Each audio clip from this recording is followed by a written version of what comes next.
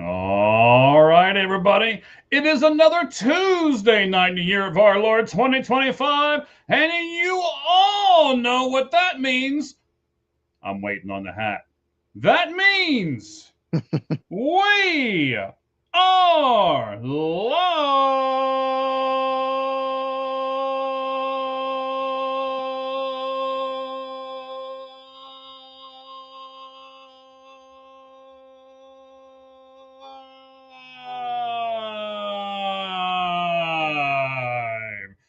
Ladies and gentlemen, boys and girls, children of all ages, the new spot that we're at, right? No more of this other one. The new spot.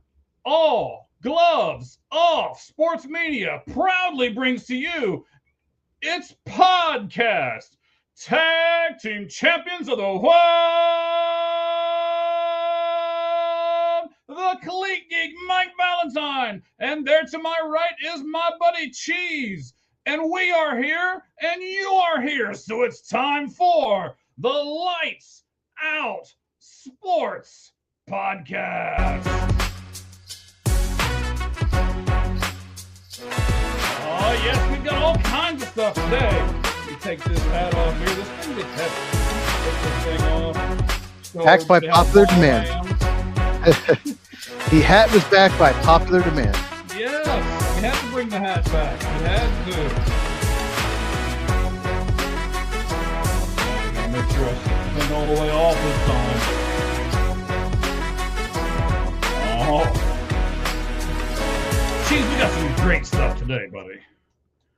All We right, sure man. do. We do. College football, NFL, MLB, and a big announcement here in just a few moments. We're going to do something a little bit different.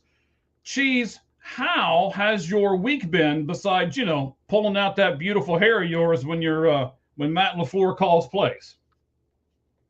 That's how you want to start the show? Yes. I want to poke the bear right away, sir. Poke the bear. Other than that, yeah, it's been a good week. I've been pretty grumpy since last night. So the last 24 hours been very grumpy.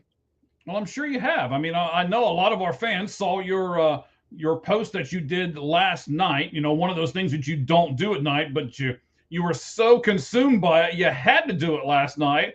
The last I looked, there was over 1,100 people that viewed that post. You got updated numbers for us, sir? About an hour ago, it was over 1,400.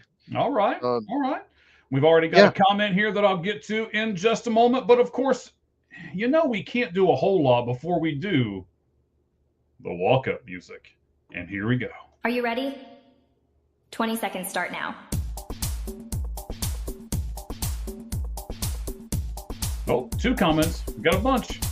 And over 35 people remaining. already with us.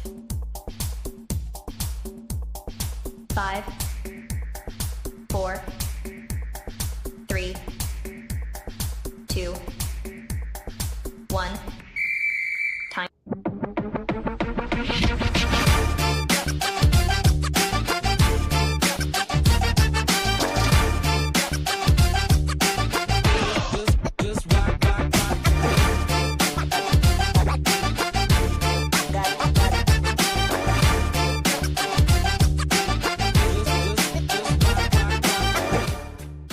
All right, buddy. Here we are. Myself, Mike Valentine. There is Cheese. He's with us today. The 5 flaming 5 and 5. I can't wait for this one. But for the first time in a long time, Cheese, no Green Bay Packers questions. I wanted to poke the bear in the beginning, but not in the 5 flaming 5 and 5. That's great. I talked a lot about them in the video last night, but first time I ever did a video at night. And so, yeah, no more needs to be said. All right, so we are going to do a lot of college football today. We are going to do a little bit about Texas and Georgia. We're going to do our winners, losers, and the games we're looking most forward to. We're going to also talk about LSU, and then we're going to do something a little different. We're going to do some quick hits today as we go through everything. MLB, we'll look at the Rookie of the Year. We're going to talk all about that, actually. We're going to look at the highest paid players at every position from this past season and see what everybody thinks about that. We're then going to talk about the whole gambling aspect because we got to between Luis Ortiz and Emmanuel Clase. And then we're going to look at the free agents. We're going to call them the top 5 free agents. We're going to do it every week. We're going to look at those top 5 free agents in first base. And I can't wait to do all of this stuff. And then I know you've got some football stuff for us here. We're going to talk some Travis Hunter, some Joe Burrow, Trey Hendrickson, and of course, we're going to look at the playoff standings as well. So all of that and much, much more. In fact, we're going to do a pretty big announcement here pretty much right away. But man, we got comments everywhere. So I got to come over here.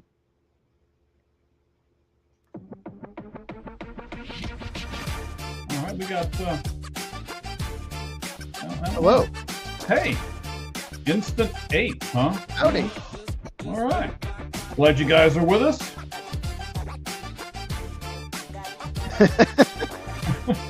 Which one? I don't know. That's probably me. I did not sleep well last night. I know that. I was so mad last night. It was probably after 2 before I went to sleep, so I did not sleep well last night. So maybe it's all right. Of course, Ramen on Wheels says hello. And hello. We knew the light was dim. I turned it out on purpose, sir, but it's okay. It's all right. It must be a first-time person, so you'll get there. You'll get there. It's okay. But we love first-time people, man. We really do. All right, let's do a bunch of these things here. Okay, so we're gonna do the 5 flaming 5 and 5. All right. Okay. That is going to be first, and Cheese, of course, you know the rules because you've been here every week. But let's explain it to the ladies and gentlemen who may not. So I'm going to give Cheese 5 questions. Cheese has no idea what 5 questions are coming. And then he has 5 minutes in order to get those questions correct. And if he doesn't, he's going to burst into flames. But if he does, then we'll talk about that last question that we do just a little bit more. All right? So that's how the first part of the show works. It's a little bit game show, a little bit sports trivia, a little bit venting, all kinds of good stuff here by Cheese. So trivia. I didn't study. Maybe. Okay. And of course, we got the poll question we got to get to. We got all kinds of stuff today, man. Poll question did really well today, and we appreciate everybody who voted. We did it a little different, so we appreciate it. Now, I'm going to put the flames up on the screen when I read you the first question. The first one will be an MLB question for you, sir. So, okay. As far as hard hit percentage this season, Roman Anthony was number 1 at 60.3%. Kyle Schwarber, no surprise, 59.6%. He's number 2. Another one that should be no surprise to you, Shohei Ohtani, 58.7%. And the fourth one was Aaron Judge at 58.2%. So my question to you is that when you hear all of those people, when you hear the names that are attached to those percentages, how much stock do you put in hard hit percentage? I like some other stats more than that. Correct me if I'm wrong. If you swing and miss, it does not count, right? It's only when you make contact. So if you swing and miss, like Kyle Schwarber does a lot, it doesn't hurt your percentage. It's the percentage of when you make contact, how hard you hit it, correct? Correct. So that's why Aaron Judge isn't first. Because Kyle Schwarber swings and misses. Like Roman Anthony, interesting. He was the finals rookie of the year, I believe. Yes. I guess it was a small sample size. I don't even think he played half the season. But that's interesting. He was a big time prospect. So it's 150 or more at bats, by the way. 150 more bats. So yeah, going forward, that's a player to watch. Roman Anthony. He could be one of the best players in the game going forward. Very talented player, but I prefer barrel rate better than hard hit percentage. All right, let's jump for a second to football, NFL. Would you have waited until the season was over to fire Brian Daboll? Pretty simple, straightforward question. Yes, I would have, except if the only reason to fire someone midseason, and I think it's what the Titans did as well, is to give the interim coach a chance to turn things around. I think the Titans wanted to see if Mike McCoy could turn things around in Tennessee. He won't. And maybe the Giants like Mike Kafka, who's now the interim coach. Maybe they think that he can be the guy. Maybe they like what he's done with Jackson Dart. So that's the only reason to do it. Otherwise, just because the media is calling for it, and they were like crazy, after that game. You blow a 10-point lead with 4 minutes to go. That's the only reason to do it. Otherwise, no, I would not do it. All right, let's stick with the Giants for just a second. Let me ask you something else. Jackson Dart has been checked for concussions 4 times now in 7 career starts. What do you think that means for the young quarterback? He's reckless. He needs to be coached up better. Maybe that's why Dable was let go. That could have been a big reason. And he did get a concussion in the game. But I don't understand why they're using him like Tim Tebow, like a fullback / quarterback hybrid. Because he wasn't that in college. Yes, he is athletic, but they should use him more like Justin Herbert. Justin Herbert's a great scrambler. Or Patrick Mahomes, they're great scramblers, but they don't take the hits. They slide. They make sure they don't go face first. And Jackson Dart, he's a rookie. He'll have to learn. But, if he gets 2 or 3 concussions in one season, he's going to have to, change the way he plays. So he's just playing a little reckless, and he's a rookie, and he'll learn. Okay. So here's something interesting. I think this will be right up your alley here. The best record by a quarterback in the NFL in their first 100 career starts. Okay. Here we go. It's the best ones. I'll start with number 4 and go to 1. Number 4 is Lamar Jackson, 73-27. Number 3, a blast from the past, Roger Staubach, 76-24. Second, Tom Brady, 76-24. And first, Patrick Mahomes, 78-22. Of those 4 quarterbacks, Mahomes, Brady, Staubach, Jackson, who's your favorite? Who would you start your franchise with? Roger Staubach. Why not? I wasn't old enough to watch him play like you did. So, yeah. That's a. I don't like this guy that much, obviously, but I would pick of those. I would actually pick Patrick Mahomes because he just can do more things. Lamar Jackson, just more of an injury risk because he does. Part of his game is scrambling so much, and Mahomes can just move great plays with the legs. So I hate to admit it, but I would take Patrick Mahomes. Who would you take? Oh, wait, you tell me after. Let me tell you after. I don't want to ruin your time here. So let me go with the college football one. I hope you do this with under a minute left here. UConn quarterback Joe Fagnano, right? I believe it's how you say his name. After his win over Duke on Saturday, now has 25 touchdown passes and 0 interceptions. So, Chiefs, please tell me, why is no one talking about him? Because he plays for UConn, and nobody cares about UConn football. Even though they just beat Duke, it's a big win for them. It was. But I'm going to finish with 2010. That's it. It's UConn. If he was playing at any kind of school, even like a Kentucky or in Arizona or something like that, it would be a big deal. But he's at UConn, and nobody watches UConn. Wow. Ooh, and seen, he says. All right. So, but I want to do this a second, man. I want to give this kid some respect here real fast, right? Mm-hmm. I don't care where you are. I don't care what division you play in. I don't care who your opponents are. He's not thrown an interception all year, and he has thrown 25 touchdown passes. Mm-hmm. That in itself should be, I'm not saying he needs to be a Heisman candidate or anything, but people at least should be talking about him, right? Absolutely. In fact, I didn't even know his name until I saw that stat, until it was all over X. I guess you saw it too. Yes. And, obviously, like I said, they just beat Duke, which is a big win for them. Duke was, I'm sure, favorite. It was, I think it was at UConn.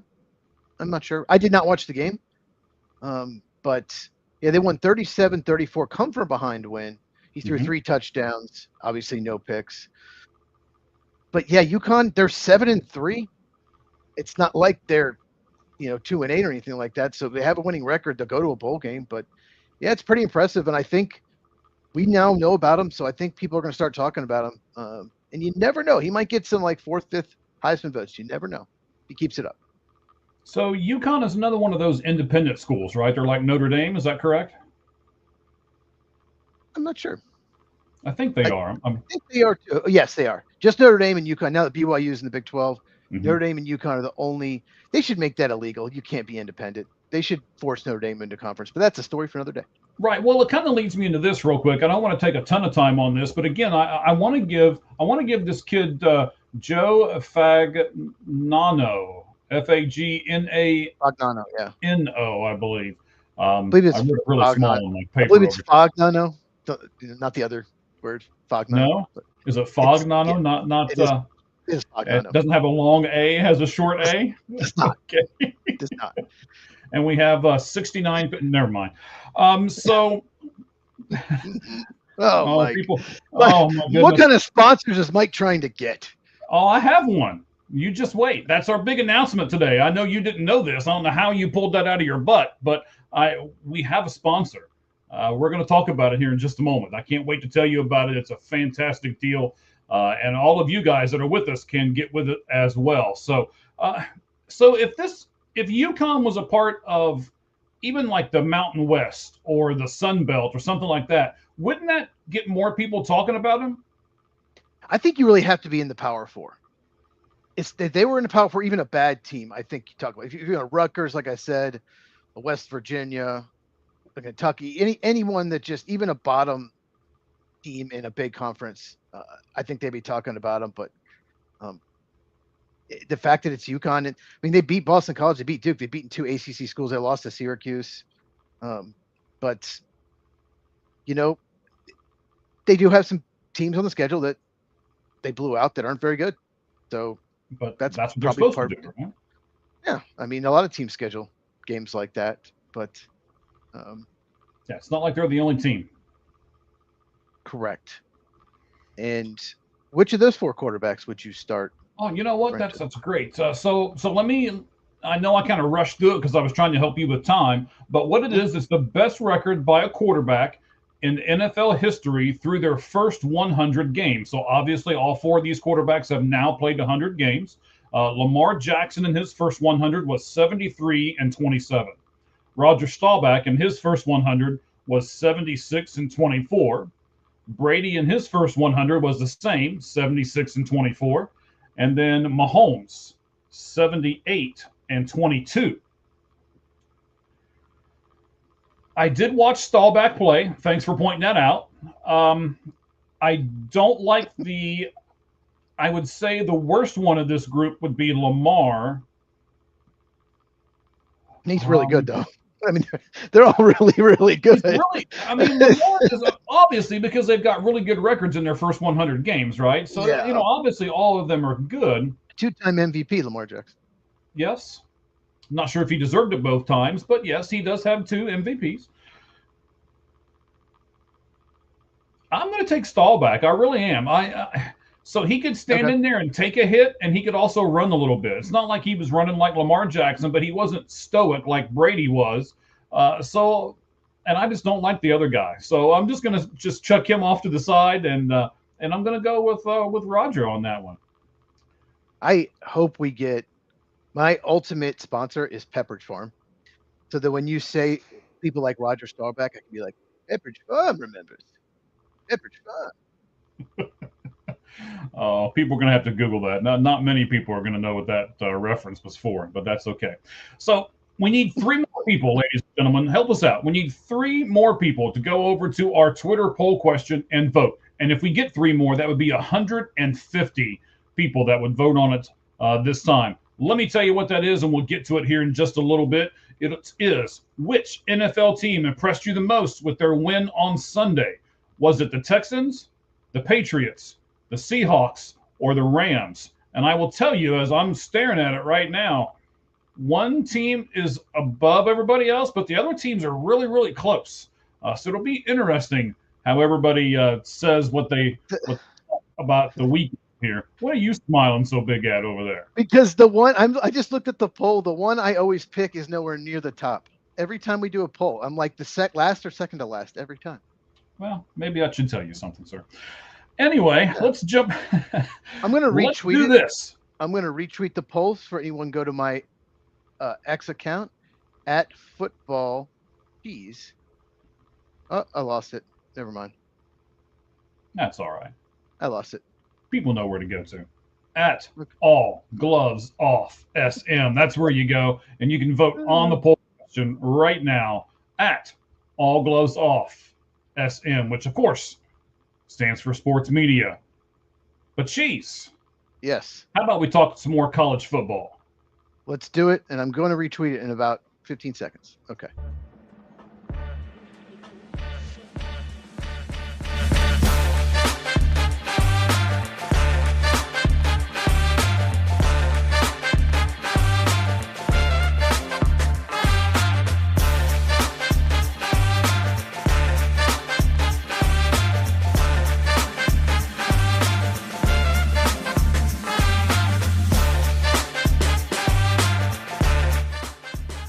All right, buddy. We are going to jump into the college football talk here right away. Texas versus Georgia. That'll be a great game that we'll both watch, I am sure, this weekend. We'll talk about it first. Then we'll go into some quick hits from college football over the weekend. We'll do our winners, our losers, and a game we're looking forward to. And then we're going to talk some LSU. All right, buddy. Texas, Georgia is where we're going to start. I got a few things. I got 2 if Texas wins, and I've got 2 if Georgia wins. That's how we're going to do this segment. So, if Texas wins, do they jump into the top 5? I don't think so. Because they still have 2 losses. And yeah, the Ohio State loss. Okay, that's a good loss. But the other loss, Florida, that's not a good loss. So No. I wouldn't vote for them in the top 5 if they win. I don't think they're going to win. Oh, he's giving it away already. So I'm with you. I don't think even if they do, unless they blow Georgia out, and I just don't see them blowing Georgia out. For me, they're going to have to beat them by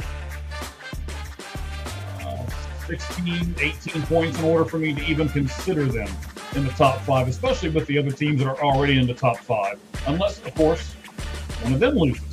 And you never know with the way college football is going right at the moment. One of them could. All right, so the second one, since we did a if Texas wins, let's do a if Georgia loses, do they fall out of the top 10? SEC schools don't fall in the top 10 when they lose. You know that. SEC schools can play Citadel and move up, and teams that play really hard teams, better teams will fall down. Probably not. They'll probably be 8th or 9th. Okay. I don't know about this. This would be interesting. Again, I don't think Georgia's going to lose. In fact, honestly, I don't know about what. You know what? We'll save their prediction till the end. But I don't think Georgia's going to lose. They're going to have to lose big in order to fall out of the top 10. Let's just put it that way. So let's go back. If Texas wins, are they considered better than Georgia? Well, they'll both have 2 losses and they'll beat them. Mm-hmm. So probably, but the common opponent was Florida, and Georgia, beat Florida. Texas didn't, but of course, then Texas would have beaten Georgia. So Right. I think you have to. That's the way the polls work. What have you done for me lately? Mhm. So. And I mean, Texas lost to Ohio State, the number 1 team that's, still there. I got a little worried when Purdue scored first over the weekend, but they showed me their dominance. You were worried about Purdue? Now wait a minute. Now I really thought Purdue looked good like the first quarter or so, until Ohio State took over. But It's Purdue, man. It's Purdue. I know. They've been good since they had Drew Brees or Kyle Orton. Here, okay. Last time they were significant, it was like Drew Brees or Kyle Orton, the quarterback, and they're both retired from the NFL. Yes. Let's. Well, but you can listen to Drew Brees now. He's taken over from Mark Sanchez, so you can hear Drew Brees all the time now. So. Oh, what happened to Mark Sanchez? He was pretty good. I liked him on TV. I actually liked him on TV, but I guess he couldn't hold his liquor, so he had some other problems. Best thing for him is he will never be remembered as much for the butt fumble, more for something else. Good True. job, Mark. Good job, Mark. If Georgia and Alabama both win, does Georgia leapfrog Alabama in the top 5? No, because Alabama beat them at Georgia. They shouldn't. Even though Georgia's loss is much better. Alabama lost to Florida State, which looks terrible now. Yes. But still, Alabama head-to-head should always be the first factor. So, no. Okay. I agree with you, but I just wanted to throw it out there because they're so close in proximity right now in the polls. And if something like this happens, and you even said it earlier, what have you done for me lately seems to be, a big thing with the polls too. So, All right, let's do some college football. Just some quick hits here. Just, some things that I didn't want to dive into and do deep dives on, which, by the way, let's plug a deep dive that you just did. The Pittsburgh Steelers on your channel. You did a big dive into them. You released it earlier today. We've talked about this. I'll just do a few things. I don't want to give everything away because I want people to go to it and listen to it. It's about 14 minutes long. It's a great thing for your drive, either to work or from work back home. It's a nice deep dive on them. You talk about, who's to blame as far as their 5-4 record. You give a couple of examples, and then you didn't talk about it as much as I was hoping you were going to talk about it. So I'm going to talk about it here for a moment. Kind of being mediocre is the worst thing you can be in sports. And they've been mediocre there for quite some time. So, yeah, for those of you who have not got a chance to listen to that yet, go over to, what's the website, buddy? At Football with Cheese. Cheese spelled like Cheez-It, Cheez. So, yeah, just make sure you subscribe. And I am doing a deep dive on 5 or 6 teams this week. That's the theme of the week, middle of the season. And just want to touch on something you mentioned. The reason why it's bad being mediocre, besides just being mediocre, is you don't pick high in the draft either. You're gonna if you pick somewhere between 17 and 21 every year, you're not going to get one of the best players in the draft, and you didn't make the playoffs, or one and done. You're just not. If you go 9 and 8, 8 and 9 every year, that's the worst thing you can do for your franchise. If you are a good team, you want to make the playoffs. That's good. It helps your franchise. We're a playoff team. And if you're not, to me, I have always believed this, you might as well stink and pick higher in the draft. Get better players. I'm sorry, sir, I didn't mean to cut you off, but something I want to add right here. StreamYard did something different today. That's the account that we use. We use StreamYard for this glorious Lights Out Sports podcast right here.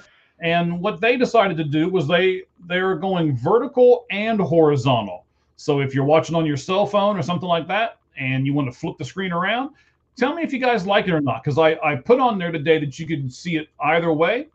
And I just want, what do you guys like? Do you guys like this change that they did? Should we go back to the old way we've always produced the show? Just let us know, either in the comments here, or if you're watching us on YouTube, if you're watching us on Facebook, if you're watching us on X. Those are the 3 platforms that you can see us on. Now, we also are doing Spotify and Apple Music as well. So if you're one of those people, like I am, then certainly jump on there, and you can search us by going to All Gloves Off Sports Media. And then, of course, we are the Lights Out Sports Podcast. All right, so just a couple of quick hits. The Wisconsin Badgers announced that they are not only going to keep Luke Fickell for the rest of this season, but also next season. Is that a mistake? Well, unfortunately, when you're on Packers Twitter a lot, Wisconsin gets in there. So I see the reaction. A lot of Wisconsin fans want him gone. They absolutely want him gone. Wisconsin's just, they're such a tricky university. They had that power running style. Big offensive lineman, really good running back. Always had that, right? Always had that. They have a lot of offensive linemen make the NFL, a lot of running backs, like running back you. Jonathan Taylor have an amazing year this year. Yes. Ron Dane, Melvin Gordon. I'm not going to keep going. I could just keep going. But that was great. And they'd win 10, sometimes 11 games every year, but they couldn't beat Ohio State, couldn't beat Michigan, sometimes not Penn State either. They beat all the teams they should, and they can't beat the teams that have more talent than them. And I think that's why they hired Luke Fickell. Let's change it up. Let's try to throw more. Let's try to get a team to beat them. And it's been a disaster. And they can't out-recruit Ohio State, Michigan, Penn State. They just can't. Now you have Oregon in there. So I think they want to be patient, give at least another year, see if he can turn it around. But a lot of Wisconsin fans gone. Well, now, Wisconsin fans, I'll talk to you for just a moment, right? He's on his, I believe, 4th running back right now and 3rd quarterback. I mean, Ohio State would look terrible if they were on their 3rd quarterback and their 4th running back. I mean, let's be honest, right? True. And the second thing here is you're Wisconsin. This is not a knock on you, but it is all at the same time, right? You're not Penn State, a job that's open. You're not LSU, a job that's open. You're not some of these other teams that are above you. So even if you let Luke Fickell go, you're going to get the fifth or sixth best coach out there because you're not going to pay them a crap ton of money to come to Wisconsin. So I think, to me, that's really the main reason why you stick with Luke Fickell, because you're not going to get anybody better than him anyway in this coaching cycle. What do you think about that, Chase? I think so too, and they might even get the fifth or sixth best because they're not having a good season. Right. They might not be in a good spot. A lot of people might not want that job. They did. I think they just got their first win in the Big Ten this year. They're 3-6 this past week, so they did get a win. So there's some positive, but they're not going to win this week. No chance. But I'm okay with giving him another year, but obviously he'll have to do much better. All right. Let's move on to the second of three here with our college football quick hits. Should Texas A&M be ranked ahead of Indiana? This is a big debate that I saw a lot on social media this weekend. I did it with a few of my people at work. What do you think? Texas A&M ahead of Indiana or not? Well, 2 weeks ago, you had said absolutely not. Correct. Absolutely not. Texas A&M was coming off barely beating Arkansas. Mm-hmm. Indiana was beating Oregon at Oregon. But Texas A&M's looked really good the last 2 weeks. They blew out LSU. Yes. They blew out, oh, God, why am I blanking? Missouri, both on the road. Indiana won a close game against Penn State. But you know what? Penn State, yes, they're not a good team, but they're underachieving. They have more talent than that. So them winning a close game as Penn State, to me, you shouldn't just knock Indiana down because of that. That's still not an easy game, despite Penn State struggles, because they do have a lot of pro talent on them. So I would still say Indiana should be higher than A&M. Whole body of work. What about you? Okay. Well, but this is the problem with any kind of a franchise that's all of a sudden winning. I'll give you the one that I think compares to it in the NFL, and it's the Buffalo Bills, right? So all of a sudden they're winning, and now we just expect them to win. All of a sudden Indiana's winning, so now it's like, oh, well, Indiana should beat Penn State by 14, 18, 20 points, right? And then we look at the score. Probably most of us didn't even watch the game, and I'll be honest, I didn't watch the game. I did. Did you? I did watch it. Yeah. You have that time, sir. I have two TVs too, so I can put on two games at once. That's true too. I have a wife, and she restricts my TV time. But anyway. Oh, okay. I love you. And you have to get the View in. You have to make sure you watch the View. Right. I love Whoopi. So. No one's ever said that before. No, probably not. Not even her. I'm banking AI is going to chop this up, and this will be our short for the week. But I remember. This is the pressure that comes with this, though, right? All of a sudden, you're winning. Everybody expects you to win, and not just winning. Everybody expects you to blow out a bunch of stuff, right? So, yeah, they expect Indiana to win big, and I got to give Penn State. Penn State played pretty well. They fought hard, but Indiana just hit too much from them in the end. But it's still win. It still counts just the same. See, I'm not sure if it still counts just the same. Well, in the win-loss column.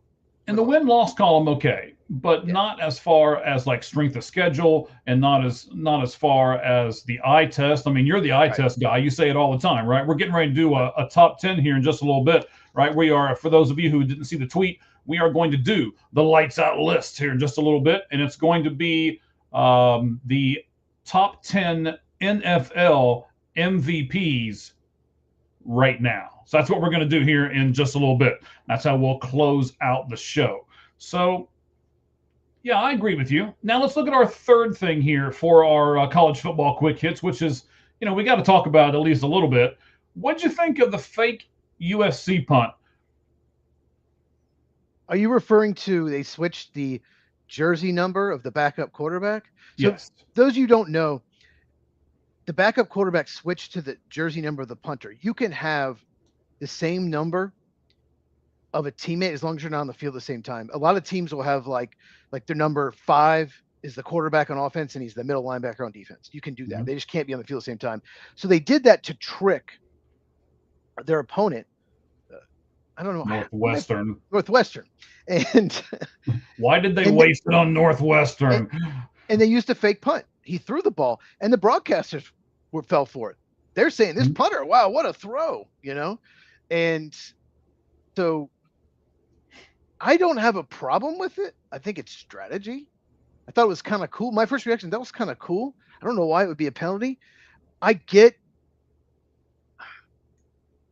why, if you're Northwestern, I get you'd be irritated about it because it looks like the punter. It was like they purposely did it to mislead for that play. So maybe if you change a jersey number, you have to let the other team know. Maybe that should be a rule. An hour and a half before the game. Did. You do. And they did. Oh. Yes. So all right. So let's go through some more of the rules because I had to look all this up, right? I wanted to make sure when we were doing this. So they have to give it to them. Each team has to exchange lineups 24 hours in advance of the game. And when they do, and it's like you said, you were 100% right. You said it as they can't be on the field at the same time. The actual rule is you can have let's say a 35 on offense, and you can have a 35 on defense. And then actually you can have a 35 on special teams if you want, as long as you exchange those, the lineups and the numbers and the names of everybody 24 hours in advance. And even the broadcasters get it. So yeah, the broadcasters cheated. Yeah. So why would they say it should have been a penalty then? I don't know why the Big Ten did, and I'm sure you've read through the notes, but the Big Ten did come out and say that it should have been a penalty, and they should have received a 15-yard penalty on the next play on offense. For what? I don't know. I don't understand it. I tried to declare it's not the punter. I mean, I thought it was good strategy personally. If you declared 24 hours ago, if they turned it in, then good for USC. And they did. It was a good move. Even in the press conference afterward, Northwestern admitted that they turned it in. Okay. Then the good strategy then, in my opinion. Yeah. You agree, now, right? They'll never be able to do it again. They'll look for it, yeah. Yeah. Oh, everyone that plays USC now will look at that thing and say, okay, yeah. In fact, everyone now, after what happened, might try this. And so every team should be looking out for this now. Right, and basically, I don't know if you saw the press conferences afterward. Lincoln Riley was talking about it because they point blank asked him about it. Basically asking or telling him, why did you waste this on Northwestern? He didn't come right out and say it because he didn't want to insult Northwestern, but he basically said, we weren't sure if they would have the same amount of people looking at everything like an Oregon or one of these teams when they play Oregon final game of the season, by the way. So basically, he was trying to see if it would work. That's kind of what I got off of the press conference from him is, hey, we were trying to see if it would actually work. Yeah, and they won by 21. And they won by 21. They were expected to win by a lot. But, yeah, I mean, I would have probably tried it in a different game. Maybe Iowa or Oregon. Oregon or Iowa, yeah. But, hey, it worked. Good move. All right, so let's do our winners and losers and the games we're looking most forward to. I let you go last week, so I'm going to go this week, and I'm going to start off with the biggest loser. There are 2 or 3 of these, so we probably aren't going to pick the same team. I don't think, but for me, it's Virginia. Virginia had a road that would possibly go to to the final 12 teams, and they blew it. So when you blow something like that with a loss, that's got to be right up there with one of the biggest losers of the weekend. So that's why I put Virginia up there as being the biggest loser. What about you, Cheese? I didn't put Virginia because some other people lost. Someone lost. Who was my biggest loser is Louisville. Yeah. Louisville was in great shape. They only had one loss, and it was to Virginia. Mm-hmm. But they lost at home to Cal in overtime. They're now 0-2 at overtime. 0-2 at home. They're 7-2 overall. They've lost 2 overtime games and 2 home games. And somehow in the AP poll, they're ranked ahead of Virginia. Virginia beat them at Louisville. That's ridiculous. Yes. But Virginia still, right now, they would play for the ACC title game right now. And if they win that, they're in the playoff. That's true, I guess. I didn't think of it that way. So, at large, he is gone. At large is definitely gone after that. Gone. Oh, it was awful. They played terrible. I was watching that game. They played. Now, their quarterback got knocked out. But even so, they still should have won. They played awful. But the big game for them, they're at Duke this week. So that's obviously a must win for them. So yeah, but Louisville, they had such an opportunity with Virginia losing, and they absolutely blew it. And now they're behind Pitt. They're behind. Oh, let's see. They're in 6th place now.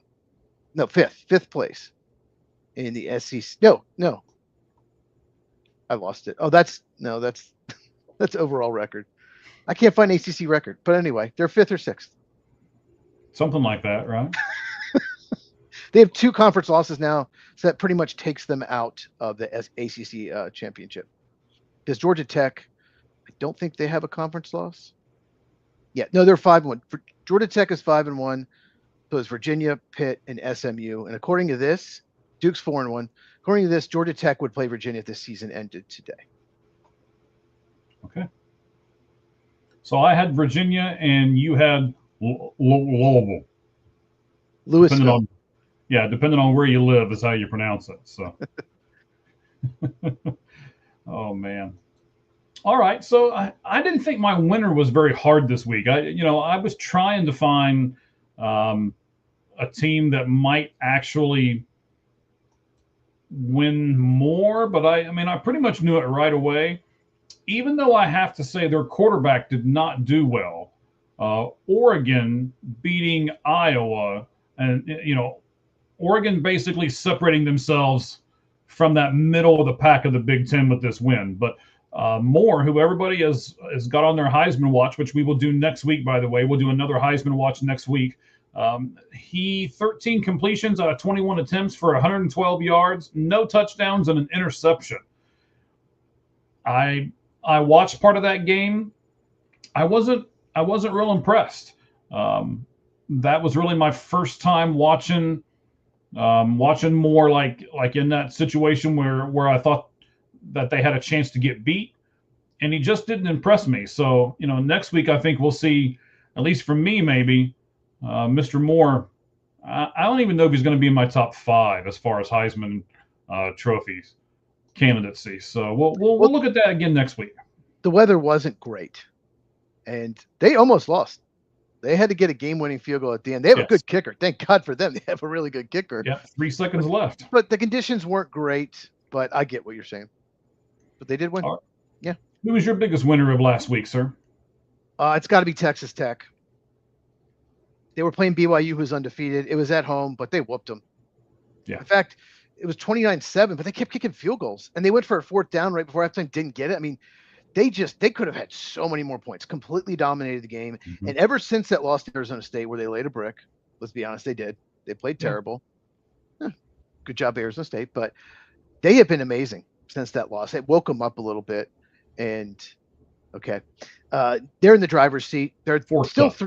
Forks up. Forks up. There's still 3 teams with only 1 loss in the Big 12, but obviously BYU, they have the tiebreak with them, and Cincinnati's the other team with 1 loss. But their last 2 games are UCF and West Virginia.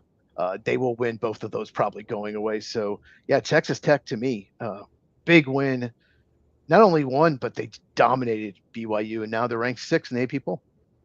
Yeah, and you can pretty much no more pencil, I think, pin. We can put Texas 10 and pin in the Big 12 title game, right? Oh, they'll be in it. And then it'll be either BYU or Cincinnati. Probably. You never know. It'd be funny if like 5 teams have 2 losses. I don't know how the tie breaks will work. So, yeah, I guess there's some teams still in it. We'll see what happens. I'm not sure BYU's schedule, Cincinnati's schedule, but up right now, I'm curious. Let's just see. Yeah, go ahead. BYU has, let's say 3 games. Texas Tech only has 2. Okay. They're TCU at home, at Cincinnati. Okay, that's the big game. Yeah, 2 weeks, sure BYU at Cincinnati. That will determine probably the winner of that will probably be the other team. And then they have Central Florida at home. And then Cincinnati, obviously we know one of their games. Mm-hmm. They're Arizona at home, BYU at home, at TCU. So, yeah, that's the – and then Houston has 2 losses, Utah has 2 losses, and Arizona State has 2 losses, still alive. Yeah, so I mean, I know I say this pretty much every week, but I'm really into the Big 12. I really like that conference this year. Big 12, Big 10 for me. I know the SEC is good too, and I'm not trying to say they're not good, but I'm a little I want somebody else, right? Give me a Big Ten or a Big 12 school. I'm watching that more smash mouth, almost Wisconsin style of football, right? We talked about it earlier. All right, so the game that we're looking most forward to this week, I'll take it first. I am really looking forward to this game a lot. I think this will be a game to where it'll be overshadowed by probably the game that you're going to pick, and I don't blame you for picking it. But I want to see Iowa USC. Iowa 6-3, USC 7-2. USC is ranked 17th. Iowa is ranked 21st. Iowa just come off the loss that we talked about earlier to Oregon, and they almost beat them, as you said earlier. So it's not like Iowa is a terrible team, but now they have to go to USC. It can really become a mess if Iowa can somehow beat USC. I'm going to get the Big Ten standings here in just a second. Let me figure out how to do that. Okay, here we go. So Indiana, Ohio State, Oregon, Michigan, USC, and Iowa. So, that's the way it falls. So in conference, you got Indiana that's 7-0. You got the Buckeyes that are 6-0. You got Oregon at 5-1, Michigan at 5-1, USC at 5-1, and Iowa at 4-2. So if Iowa can beat USC, that would make both of those teams 4-2. And again, you would have those top four teams: Michigan, Oregon, Ohio State, and Indiana kind of pull away from the pack there. So it's an interesting game, and I can't wait to watch it. What's your game, buddy? And Iowa really need to beat Oregon. If they beat Oregon, they'd still be alive in the playoff. Mm-hmm. And we've said this many times on the pod. Yeah, not the lights out, the pod. Everyone just calls it the pod now. But we said this many times. The committee last year did not let Big Ten or SEC schools with 3 losses in the playoff. So Iowa has 3 losses now. Not going to this year. So USC must win. And they still have to play Oregon and UCLA, but they'll beat UCLA. But they have to win this game to stay alive for the playoff. This isn't my game, but South Florida Navy elimination game. Both of them are still alive as that non-Power 4 team. That's a really important game. Yep. South Florida is at Navy, but favored by over 10. Interesting. Now, game days at Notre Dame Pitt, which is ridiculous. I get it. They haven't been to Pitt in forever, and they've already been to Tuscaloosa and to Athens this year, but you mentioned one earlier. You mentioned Texas, Georgia, but also Oklahoma, Alabama. Those 2 games, Oklahoma has 2 losses. They have to win Alabama to make the playoff. And Texas has 2 losses. They have to win at Georgia. I don't think either one gets it done, but that's their only chance. And if they do, then they have a pretty good shot. It's a big win to get in the playoff. They have to win out, obviously, but they have to win. So those games are absolutely huge. So, once again, Oklahoma is at Alabama, 11 versus 4, and Texas number 10 at Georgia number 5. Texas number 10. Okay. I know. They beat Sam Houston State. Whew. But I think this week is one of those weeks that sets up the next 2, right? You talked about it. If USC wins, and it sets up the big game between them and Oregon, and some of these other games this week kind of set up wins. It's kind of building, right? This is step 1, and then we get to go to 2 and 3 before the season's out. So just notice something real quick. Just notice something. BYU is hosting TCU. It's that night game that starts at 10:15 Eastern. So I'm one of the few people. I love that night game because I can stay up and watch it. Me too. But BYU is only favored by 4.5 at home. So Vegas, TCU. To TCU, who's 6-3, 3-3 in the Big 12. So Vegas is buying that BYU is maybe not that good after their loss to Texas Tech. So, that's a game BYU absolutely needs, considering they're at Cincinnati next week. Right, and I'll tell you something else that Vegas doesn't seem to be buying that I think you're buying a little bit more, and you can listen to it over on his YouTube channel. I'm sure he'll plug it at least 10, 12 more times before we're done here tonight. But Vegas really seems, I mean, they loved Pittsburgh, and now all of a sudden they like Baltimore. And as you said, not only do they like Baltimore, but they got Cincinnati in the second spot and then the Steelers in the third spot. So, first of all, let me prove to you that I actually listened to your channel first. And then secondly, we'll talk about the Cincinnati Bengals here in just a little bit and where they're going to be with Joe Burrow coming back and when's that going to happen and everything else. That'll be in our NFL segment here in just a little bit. So let's do our last one here for our college football spread offense. At 5-4 right now, and having to play Arkansas, Western Kentucky, and Oklahoma, will LSU become bowl eligible? Yeah, they will. But you know what? I don't think their fans care. Bowls are pretty much meaningless now. There's 12 teams in the playoff.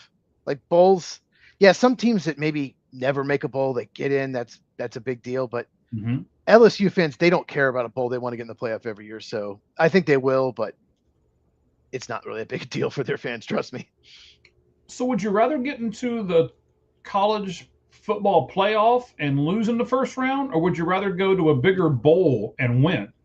No, you got to make the college football playoff. Getting in the college football playoff now. Yes, that's what all the attention's on. I watched maybe half the bowl games, even part of them last year. And the only reason I watched them was to watch a certain prospect that was in the game. A lot of prospects now sit out bowl games. Cam Ward, the first overall pick, he quit at halftime once he broke a record on his team, and then his team blew the game. If he had stayed in, they would have won. So bowl games just are so meaningless now. All these people sitting out, that was unimaginable 20 years ago. You sat out of the bowl game, that could hurt your draft stock. Nowadays it's just common. So yeah, that was one of the bowl games I did watch from start to finish. That was a really fun game.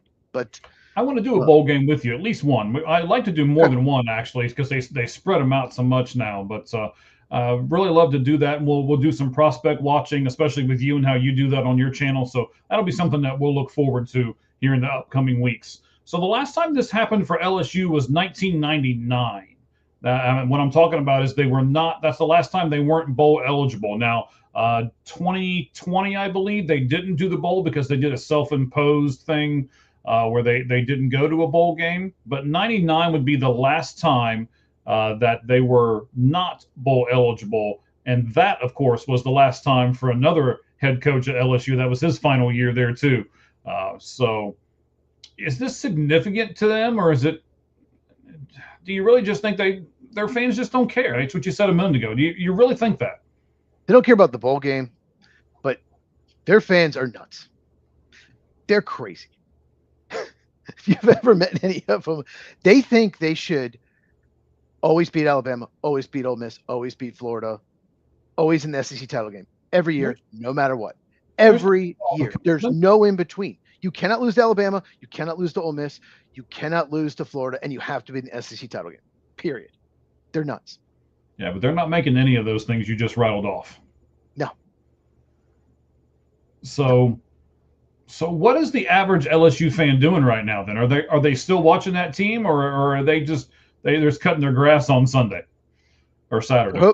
They're hoping Tyler Shuck is the franchise quarterback for the Saints. I don't know, but they're not. They're probably. I don't know if they're watching or not, but I'm sure they're still watching. But they're not happy, and they want a big hire. They want to get like the biggest hire, and they think we're LSU. We should get it, but it's tough with the SEC, adding Texas and Oklahoma. It's just so tough to win 10, 11 games every year like they're expected to every year, no matter what. 9-3 is not acceptable.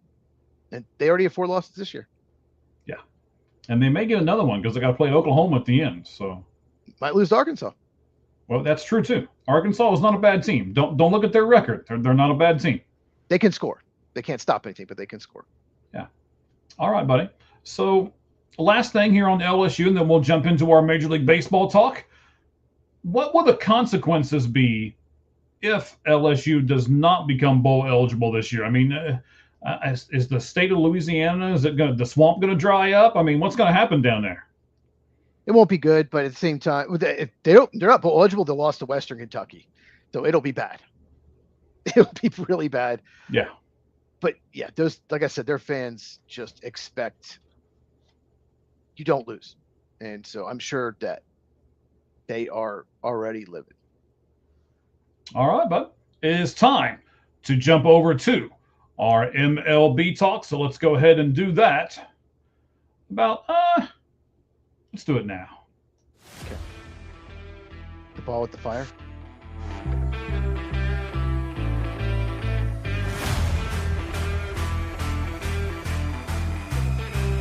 You ready?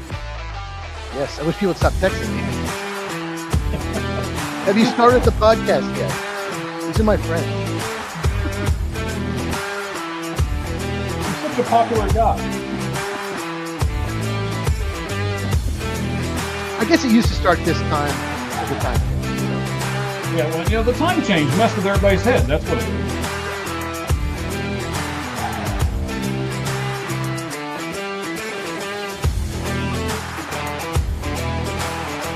All right, sir, here we go. We're going to look at Rookie of the Year. We're going to look at the highest paid players. I saw, I was looking on my Twitter account a second ago. The Cleveland Guardians manager got AL Manager of the Year. I'm not sure who got NL Manager of the Year, but that's the award they handed out today. We'll look at the betting scandal with Jose and Luis Ortiz. And then a feature that we're going to do every week as we in the MLB segment here of MLB 4-Pitch Talk, it will be the five top free agents at every position. And we are going to look at each one of those and decide what kind of contract they're going to get and where they're going to go. So that's what we'll do as we close everything out. All right. Rookie of the Year in MLB, sir. I know you weren't very happy about this. But of course, the Braves catcher Drake Baldwin beat out Cade Horton. I see you tapping your fingers over there. Are you? Is this gonna do a Green Bay Packer explosion here? No, I just have a lot to say, and it's more so about the consequences of winning rookie or getting second. This new rule, this prospect promotion incentive. I have a lot to say about that, but okay. So go ahead. Let's start there then. So Rookie of the Year in MLB, of course, this year it did go to Drake Baldwin. I can give you a bunch of the stats. I've got a bunch of stuff written down over here. Cade Horton got second. Even his second place finish in Rookie of the Year got him $500,000 in a award bonus. And he gets bumped to 1 year of service time. And I'm thinking that's what you're upset about right now. So why, Cheese is a Cubs fan and a Braves fan, so he's got to be a little torn about this one, right? Sure. Which is why I wanted to make sure we talk about this. But is that what you're upset about? That the fact that Cade Horton gets the full year of service time? Yes, and then the Cubs get nothing back. Drake Baldwin does as well. Basically, what happened was Rob Manfred tries to come up with these dumb rules to try to make it more competitive for teams that spend a lot and don't spend a lot.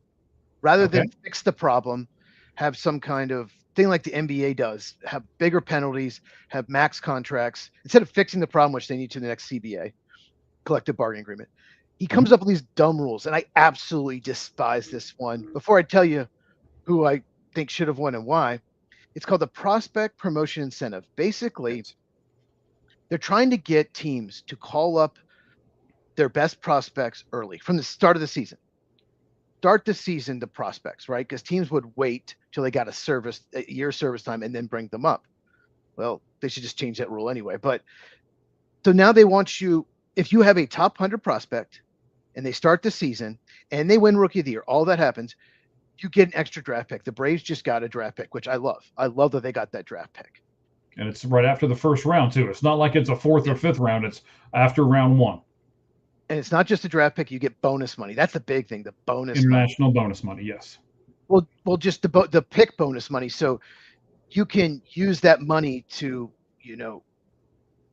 give a player later or earlier, like over slot. So it's just the bonus money too. It's not just the pick. So it's very valuable. And Drake Baldwin becomes a free agent year before.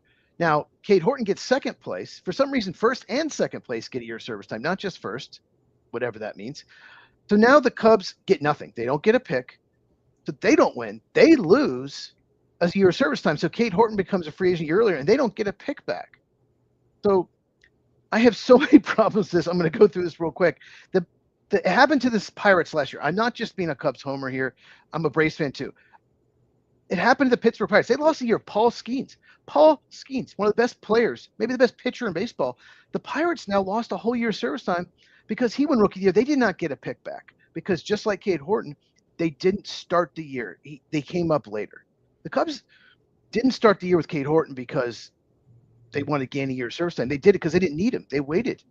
And the Pirates obviously thought Paul Skeens wasn't ready. So the Pirates and Cubs both get screwed with this rule, and they don't get a pick back. I'm fine with it, service time, but if you lose the service time, that team all teams should get a pick back. And here's one more problem I have with this rule.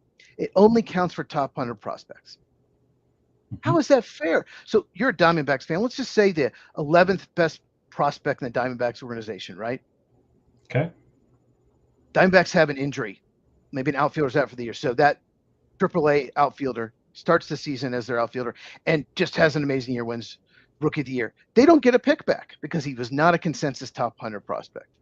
So basically they're saying if you have only the pick back, I just hate this rule. And I just don't like the second place in rookie of the year gets an extra service time, but third place doesn't. It just I could go off, but that's the gist of it. Okay, but your Cubs did this to themselves, right? You know that, right? How so? This is the Chris Bryant rule. Chris Bryant and the Chicago Cubs made this rule in the first place. Remember when they were trying to manipulate service time and they didn't bring him up and they waited until they waited till the day after, right? Now, come on, I know you remember this. I remember it. Guess what? Their third baseman got hurt the day before. They literally put him on the injured list the day before. If he had not gotten hurt, they probably would have waited to call him up. It just so happened he got hurt. Remember, it was April 17th. On April 16th, I remember that third baseman. I will not forget that day.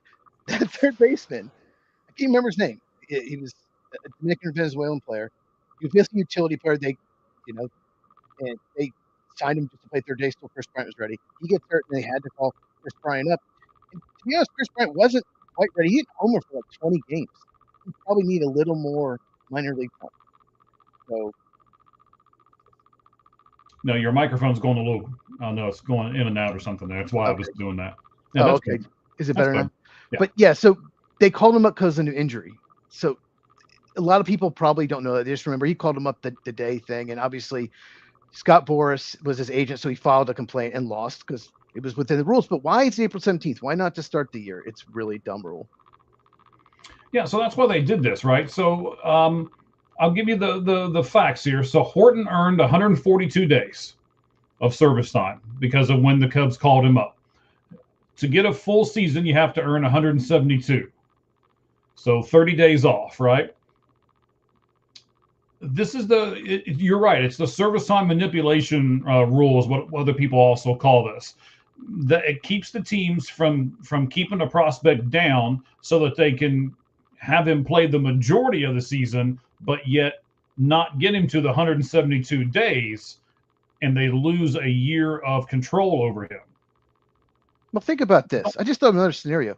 What if your team is not contending and it's in June, and what if you call up your best prospect and he finishes second in rookie of the year and you lose service time? So it might incentivize bad teams to wait until September to call them up. Because if we call them up now and they finish second, just like Cade Horton, we can't afford. Look what the Pirates, they lost Paul Skeens. He's a free agent a year earlier. And he has tremendous trade value. I mean, he might have the most trade value of any player in baseball right now. But they have less leverage because of that extra year. Now they lost. But I'm not just being a homer saying the Cubs, it does suck, but both those teams should have gotten a pick back, in my opinion. If you're going to give a service time, the team needs to get some incentive back. So I'm really happy the Braves did get the extra pick. If Cade Horton had run rookie of the year and Drake Baldwin finished second, the Braves would not have gotten a pick. So in a way, I am happy how it turned out because it does help the Braves. Absolutely. And I know what your next question is going to be. So, well, I'm going to throw something out here for a minute. So how far down the rookie of the year winners would you go to give an extra pick? Well, first of all, I shouldn't do it anyway. You should never try to reward people. it's basically a bribe. Please call your prospects up. Please call them up. Bribe? It's a bribe. It's a stupid rule. It's a really stupid rule. But what was your question again? Well, okay, wait a minute. It's not a bribe. All right. If you've got a kid in your minor league system and they're ready to come up, you should promote them, and then they win Rookie of the Year. How is that a bribe? Because they want them to call up to start the season. They want you to start the season with them. So they're trying to get teams to play their young guys right away for the whole season. And they're saying, if he wins Rookie of the Year, you're going to get a pick. If they're a top 100 prospect. They're trying to get teams to do that and not wait, a month or two into the season. That's what they want. They want the young stars, young top 100 prospects out there from the get-go. But sometimes they're not ready. But that's what we want to see. But some of these teams really need that. They're doing what's best for the team. They want to control these players a year longer, so they're going to wait to call them up. They have every right to do that. They do have every right to do that, and I'll agree with you there. But don't we want to see Paul Skeens? I mean, you said that the Pirates didn't think Paul Skeens was ready. Obviously, they were wrong. Or they knew he was ready, and they were just trying to manipulate the service time, right? And they had to know he would. They had to know he might win Rookie of the Year. They were top 2. They had to know. They had to, yeah. I don't think they. I think they would have put him out right away if they thought he was 100% ready. Look, with Jason Hayward, going back when he was a Brave, they started him. They lost a year of service time. They put him right away. They needed a right fielder. Mm-hmm. They could have kept him in for 2 weeks, maybe 2-3 weeks. They could have kept him under. And when they did trade him to the Cardinals with 1 year left, those people don't remember he played a year for the Cardinals. Yep. They didn't get a lot. A bad year, but he did play a year for the Cardinals. No, actually, he was pretty. He had a good year for the Cardinals. That's why he got the big contract with the Cubs. Yeah, he had a bad year the year before with the Braves, but they lost a lot of leverage in that trade. They didn't get a ton for him because if he had 2 years left of service time, they would have gotten a lot more for him. So, he played 1 year with the Cardinals, had a good year, signed with the Cubs, helped to win a World Series, and then just did nothing after that. Still like him though, because they won a World Series with him. Right. Okay. All right. So would you have voted for Cade Horton instead of Drake Baldwin? I would have. I watched both play a ton. I had MLB.TV. Drake Baldwin, he DH'd a lot because Sean Murphy was a catcher. I'll say this. He was put in a lot of favorable matchups too. Because they had Sean Murphy. So I think a lot of voters don't actually watch the games. If you watched the games, they just look at stats. They looked at overall season stats. If you watch the games, you watch the second half, Cade Horton was as dominant as any pitcher in baseball in the second half of the year. Absolutely dominant. He was incredible down the stretch, right? Okay, you stretch. Froze look up. At Baldwin's stat. Hang on, let me see if it's this. Let me take that back off. Nope. Okay, no problem. I'll hang on for a minute. So, personally, I would not have voted for Cade Horton. I would have voted for Drake Baldwin as well. You froze up there, so I just kind of took off. All right. Okay. So can you hear me now? I can hear you now. You're good now.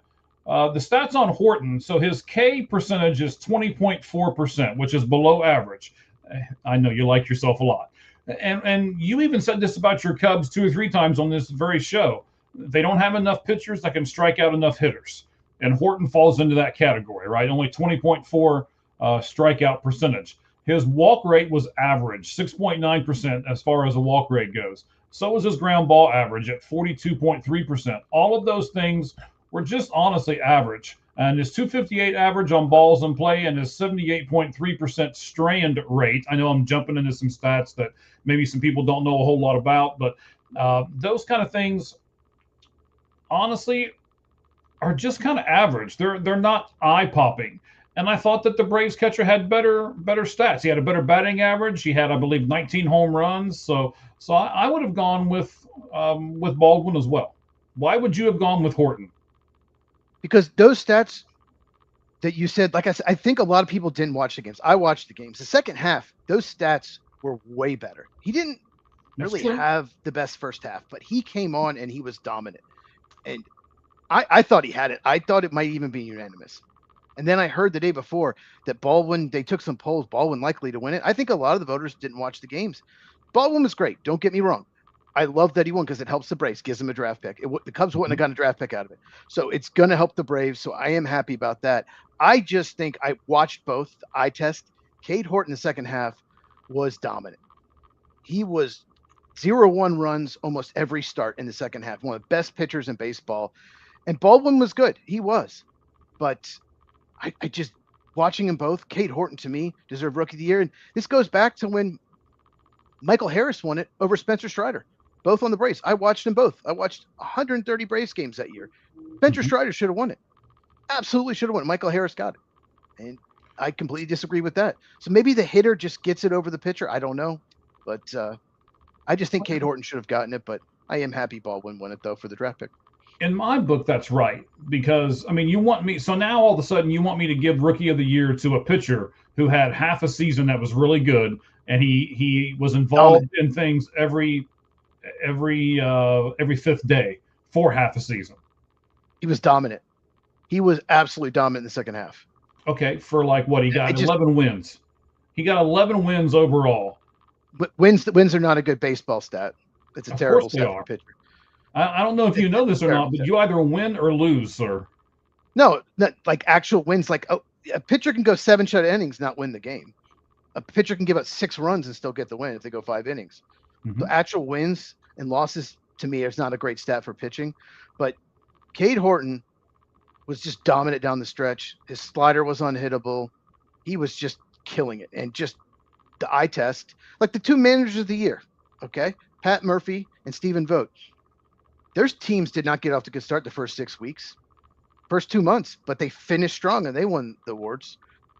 But I just watching those 2 players, Drake Baldwin was very good. I never thought he was like this great, God, he had this great season. And watching Cade Horton second half, and he did. And I just think he should have won.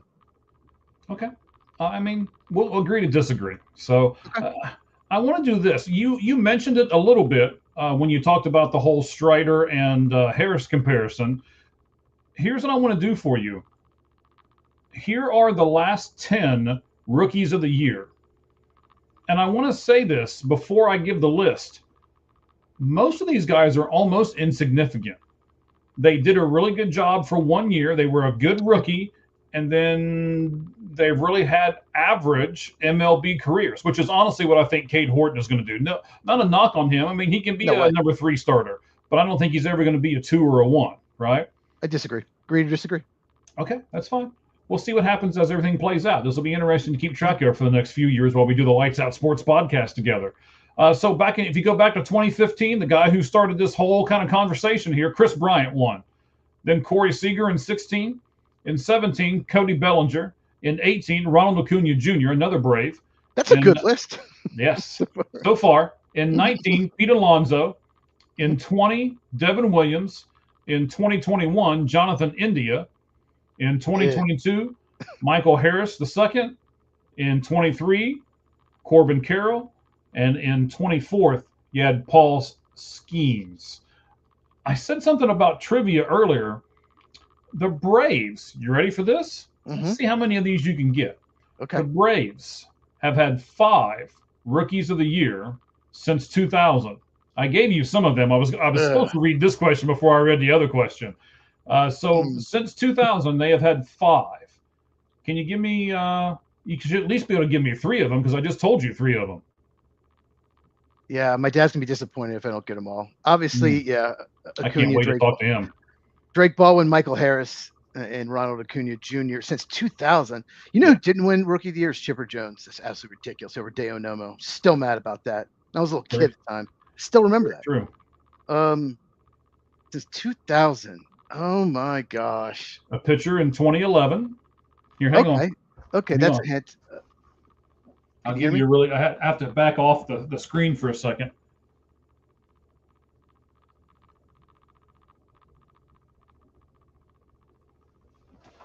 That doesn't help you at all. Kimbrel. Craig Kimbrel. Yes. Oh, that's right. Craig Kimbrel. All right. Let me see. And the last one.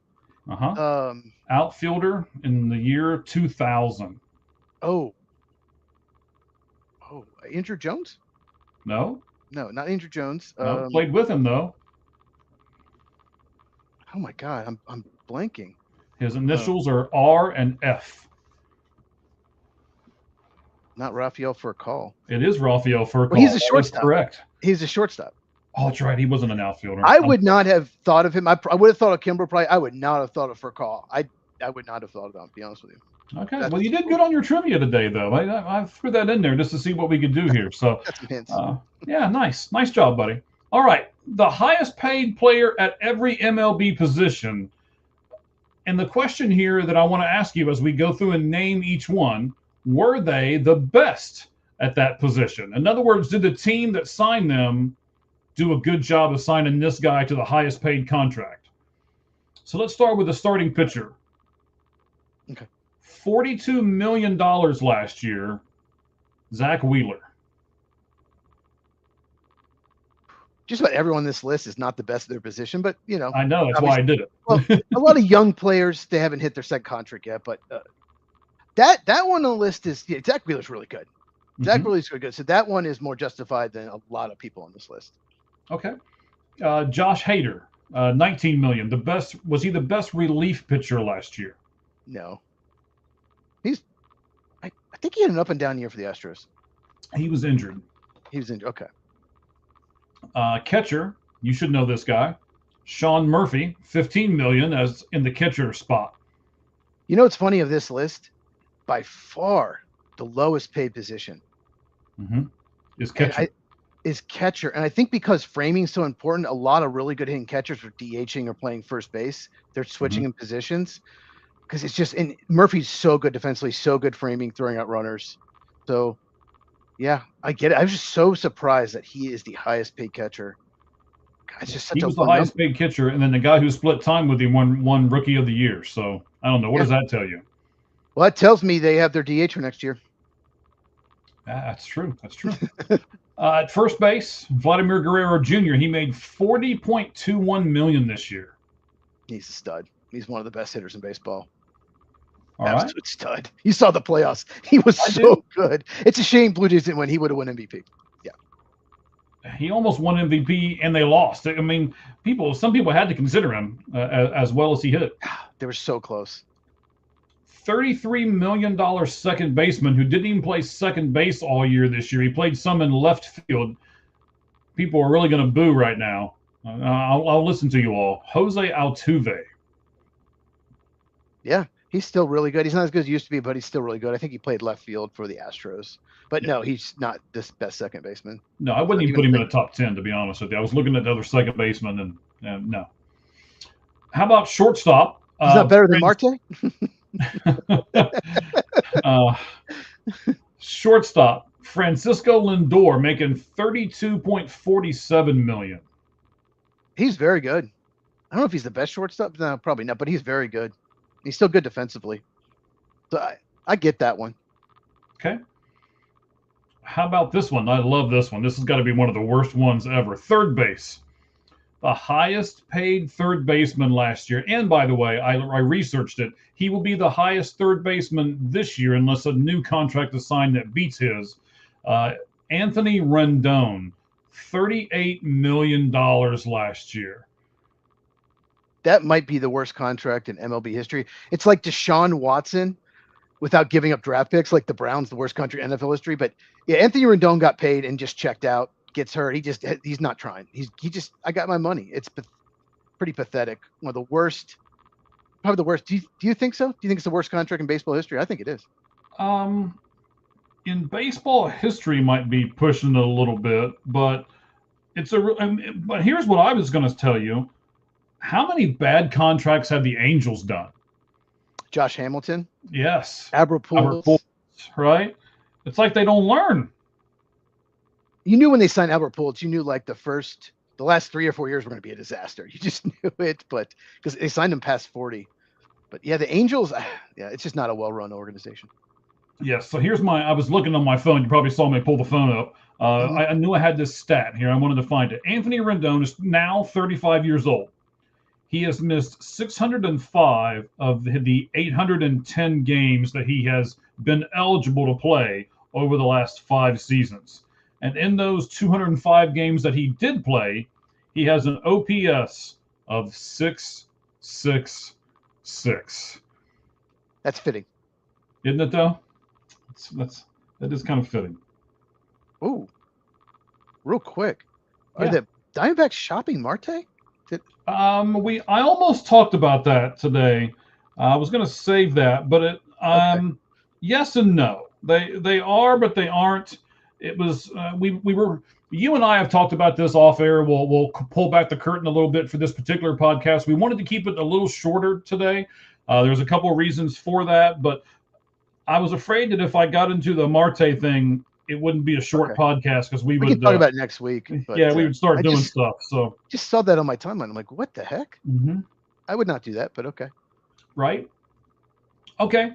So let's go back to our list here. Anthony Rendon, we just did third base. Left field, another Astro, Yordan Alvarez, $26.83 million. I think he DHs a lot. He was injured most of the year. I think he's more of a DH, but when he's healthy, he is one of the best hitters in baseball. He is an absolute beast. So you're saying yes? Yes. I've watched him play several times. You know, I live in Houston, and he seems to homer every time I go. Although the last game I went to, he's hurt, but he seems to just homer every time I go to the game. He's a stud. All right, we'll go to our All Gloves Off SM on Twitter. We need one more vote to be 150, and I'm sure that I believe Cheese reposted it on his Twitter timeline as well. Sir, what's your Twitter time? At Football Cheese.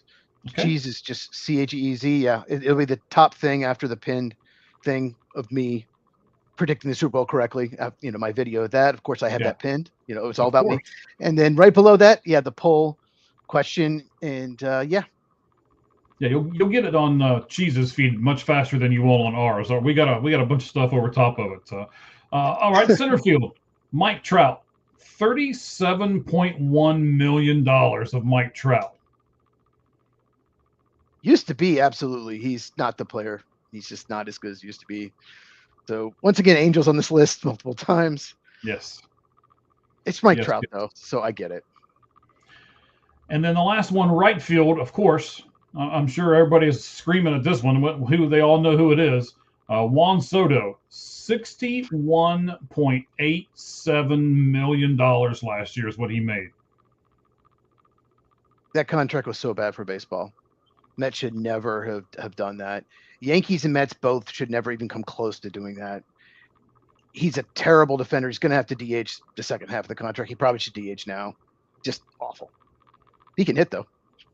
Yeah, we'll get into some here in a moment. We're going to do the top 5 free agents. Let me give you that list that we're going to do here in a second. It's going to be Pete Alonso, Cody Bellinger, Rhys Hoskins, Josh Naylor, and Luis Ariz. Those are the 5 first basemen that we're going to look at. We're going to predict where they will go and how much money they will make. We'll do that here in just a moment as soon as we're done talking about our third topic here in our MLB 4-pitch talk, and that is that both Emmanuel Clase and Luis Ortiz, the Guardians pitchers, have officially been indicted because of what they have done in their pitching scandal. Do you want to explain the pitching scandal real quick, or you want me to take the stab at this one? I was just going to say what they did was there's prop bets. Like, should the first pitch be a ball or strike? And Emmanuel Clase was purposely throwing balls in the dirt, nowhere near, and getting paid between $5,000 and $7,000. That's it. Yeah. Guy making $20 million a year, and bets were placed on those games, big bets. And between those two guys, their bookies or whatever made $450,000. But it's obvious you're going to get caught if there's all of a sudden big bets on that one pitch. And if you want to add anything to it. Well, there was some other stuff that they did too. They would so you have said this before, and I 100% agree with you. The prop bets should not be. You shouldn't be able to bet live like that. I don't like to bet anyway. I don't do it. I know you don't do it. I think it takes away from the fun of me actually watching the game itself. I don't want to be obsessed with my fantasy players or, oh man, I need the 4th leg of this 5 parlay to hit so I can get X amount of dollars or anything like that, right? I just want to watch the game for the game. So it's the same way when I go to the game and people are up and down and up and down, and they're like, "Excuse me, sir. Excuse me. Pardon me. I'm getting out." And it's like, and it's in the middle of the inning or something like that. It's like, at least wait till the half inning, for God's sake.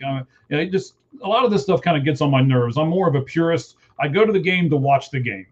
And I don't know about you, but I've started doing this. I've started buying seats in the middle of the aisle, because if you buy seats on the end, you're always the guy that has to get up and let everybody out and in and out and everything else. So I started buying seats in the middle of the aisle so nobody bothers me and I can watch the game in peace. Anyway, I'll get off my rant there. But so not only were they doing balls and strikes, they were also doing first pitch slider or fastball. You can vote on that too. And then the other thing that what got them caught was Emmanuel Clase actually having a cell phone in the bullpen going, "Hey, I'm getting ready to go out there, let's make this bet," and yada, yada, yada. It's illegal, by the way. If you guys don't know, it is illegal by the rules of Major League Baseball for anyone in uniform, even if you're not playing that day or if you're on the IL or whatever it is, if you are there at the ballpark and you are in uniform, you are not allowed to have any kind of cellular device with you during the game. So all of those things were things that they violated. Are you upset as I am? Because I'm going to tell you right now, I'm upset about this. They put both of those pitchers on paid leave. Yeah, I'm the Indians, Guardians, whatever. I don't want to pay them. I don't want to pay them 1 cent. So yeah, they should not be on paid leave at all. They should not be paid. They're probably going to, Clase, for what it sounds like, may go to prison for a while. Like, this is against the law. Like, this is totally against the law. And it's so easy to catch. That's the thing. If all of a sudden someone makes a huge bet on one particular thing like that, it's so easy to catch. So I think they've been investigating this for like 2 years now or longer. Do you think there's going to be other pitchers or other position players or something like that are eventually going to be found out and are going to get caught with this too? Yes, and depending on who they are, they might get protected. Just going to mention two people real quick. If you did not know, Shohei Ohtani's last year, his interpreter got arrested for allegedly stealing, making bets, betting on games, and stealing from Ohtani. Now, does Major League Baseball want to protect him? I don't know. A lot of people think that Ohtani was the one betting on the games, and if he did, he would be done. He'd be kicked out. Yes. You know what happened to Pete Rose. And so I just want to mention that. Who knows? But I think if MLB found out about it, I think they do everything to protect Ohtani. He brings them a lot of money. Look what he did this year. Look what he did. And one more person I want to mention, because I can't stand him. LeBron James, a lot of people around him have been tied to this kind of stuff. But NBA will do anything and everything to protect LeBron James. So yeah, they're protecting their moneymaker, right? Yep, they'll do anything. Although I don't think he brings much anymore, but because he's not very good anymore. But I think he brings more than what you think. Maybe, but those two players, those leagues will protect them. But yeah, I think we could find out more and more players doing this, and then it's so dumb because there's not enough money incentives to do it to blow away your career. You're making way more money in your. So I just don't understand. It's stupid. Don't do it. Like, why? Well, I think he didn't think, at least in Clase's, I read a lot of it. It's a really long, I can't think of the legal term for it. There's it's like a dissertation, but it's 70 some pages long. Over the last 3 days, I've skimmed through it and I read bits and pieces of it. So the money was never sent to Clase, and the money was never sent to Ortiz. The bookies always sent their money back home to the Dominican Republic, to where their families were. And I think from what I was reading through that, they kind of thought they wouldn't get caught because of that, because it wasn't able to be traced as well in the United States, and because it was going back to their family members back in the Dominican. And I guess they've also proven that one of the bookies, because there was more than one bookie doing this with them, and one of those bookies actually lived in the Dominican. So I know that you can funnel money different kinds of ways and stuff like that. I won't get into all of that from the job that I do right at the moment. And there's all kinds of ways to funnel money. Crypto is another way. Yeah. Right. So I just think they didn't think they were going to get caught. last thing on this, because I really don't want to spend a lot of time on this. I can't stand all of this, but I want to talk about it. 65 years in prison and a lifetime ban from Major League Baseball. That's the maximum penalty for either one of these guys. Do you think that's enough to deter anyone else from doing it moving forward? I think a lifetime ban's enough. They won't get 65 years even if they're found guilty. They won't do close to that. They'll have attorneys, but I think a lifetime ban is enough. You're kicked out. That should be enough. You can't play baseball anymore. Yeah. And I think every organization, from the majors, the minors, you have to make it clear to these players, do not do this. You have to talk to them about it. If this person, and I'm sure they know some of the bookies, if these people approach you, tell us immediately. Turn them in. And we can send it to the Major League Baseball office that they're trying to do this, or send to the FBI, because it is illegal. It is against the law. So organizations need to educate these young players. A lot of them are 18 years old. When they get drafted, and 16 years old when they sign, if they're like Venezuela or Dominican. So you've got to educate these players. Do not get involved with these bad people. It's like Michael Vick. Don't get involved with these people that are betting on dogfighting. Do not get involved with them. And he did. Just be smart, have good judgment. Don't get involved. That's it. Hey, I appreciate you guys. We're now up over 150 on our poll question. I've got it right over here on my right-hand side. We'll do it here right before we do the top 10, our lights out list, as we like to call it. And for today, it will be who is the NFL MVP right now. We'll count down from 10 to 1 here in just a little bit from that. But first, let's do our last part here of the MLB 4-pitch talk. Then I want to talk about our big announcement. I've got it all written out right here. Cheese, you got to remind me before we go to football. I want to do the big announcement. We have a sponsorship now, and I want to talk about it. We'll do that. You don't even know what's coming. Cheese doesn't even know the sponsor, and we got some really cool stuff going on, right? Pepperidge Farm. Okay. Pepperidge Farm. It's not Pepperidge Farm. Farm remembers. All right. So first basemen that are free agents, how much will they get, and what team will they go to? Cheese, you want to take the first? You want me to take it, or do you want to take it 1 and 2? Well, I did 5 different teams that can't go to the same team, so I just want to say that. Oh, okay. So I don't know how much money they're getting. I looked at some. When you sent me the notes, I looked at some projections, and some guys are like 100 million apart. So I don't even have the number. I just have the teams. But why don't you go ahead? Okay. So let's see how many we have the same. Okay. Pete Alonso, right? I got some numbers on him. So since he debuted in 2019, Pete Alonso has hit 264 home runs. He is a power first guy, obviously. That's number 3, by the way. Judge is 1. Schwarber is 2, and then Pete Alonso is 3. He's a really bad defensive first baseman, though. Yeah, you like yourself better than you do Pete Alonso?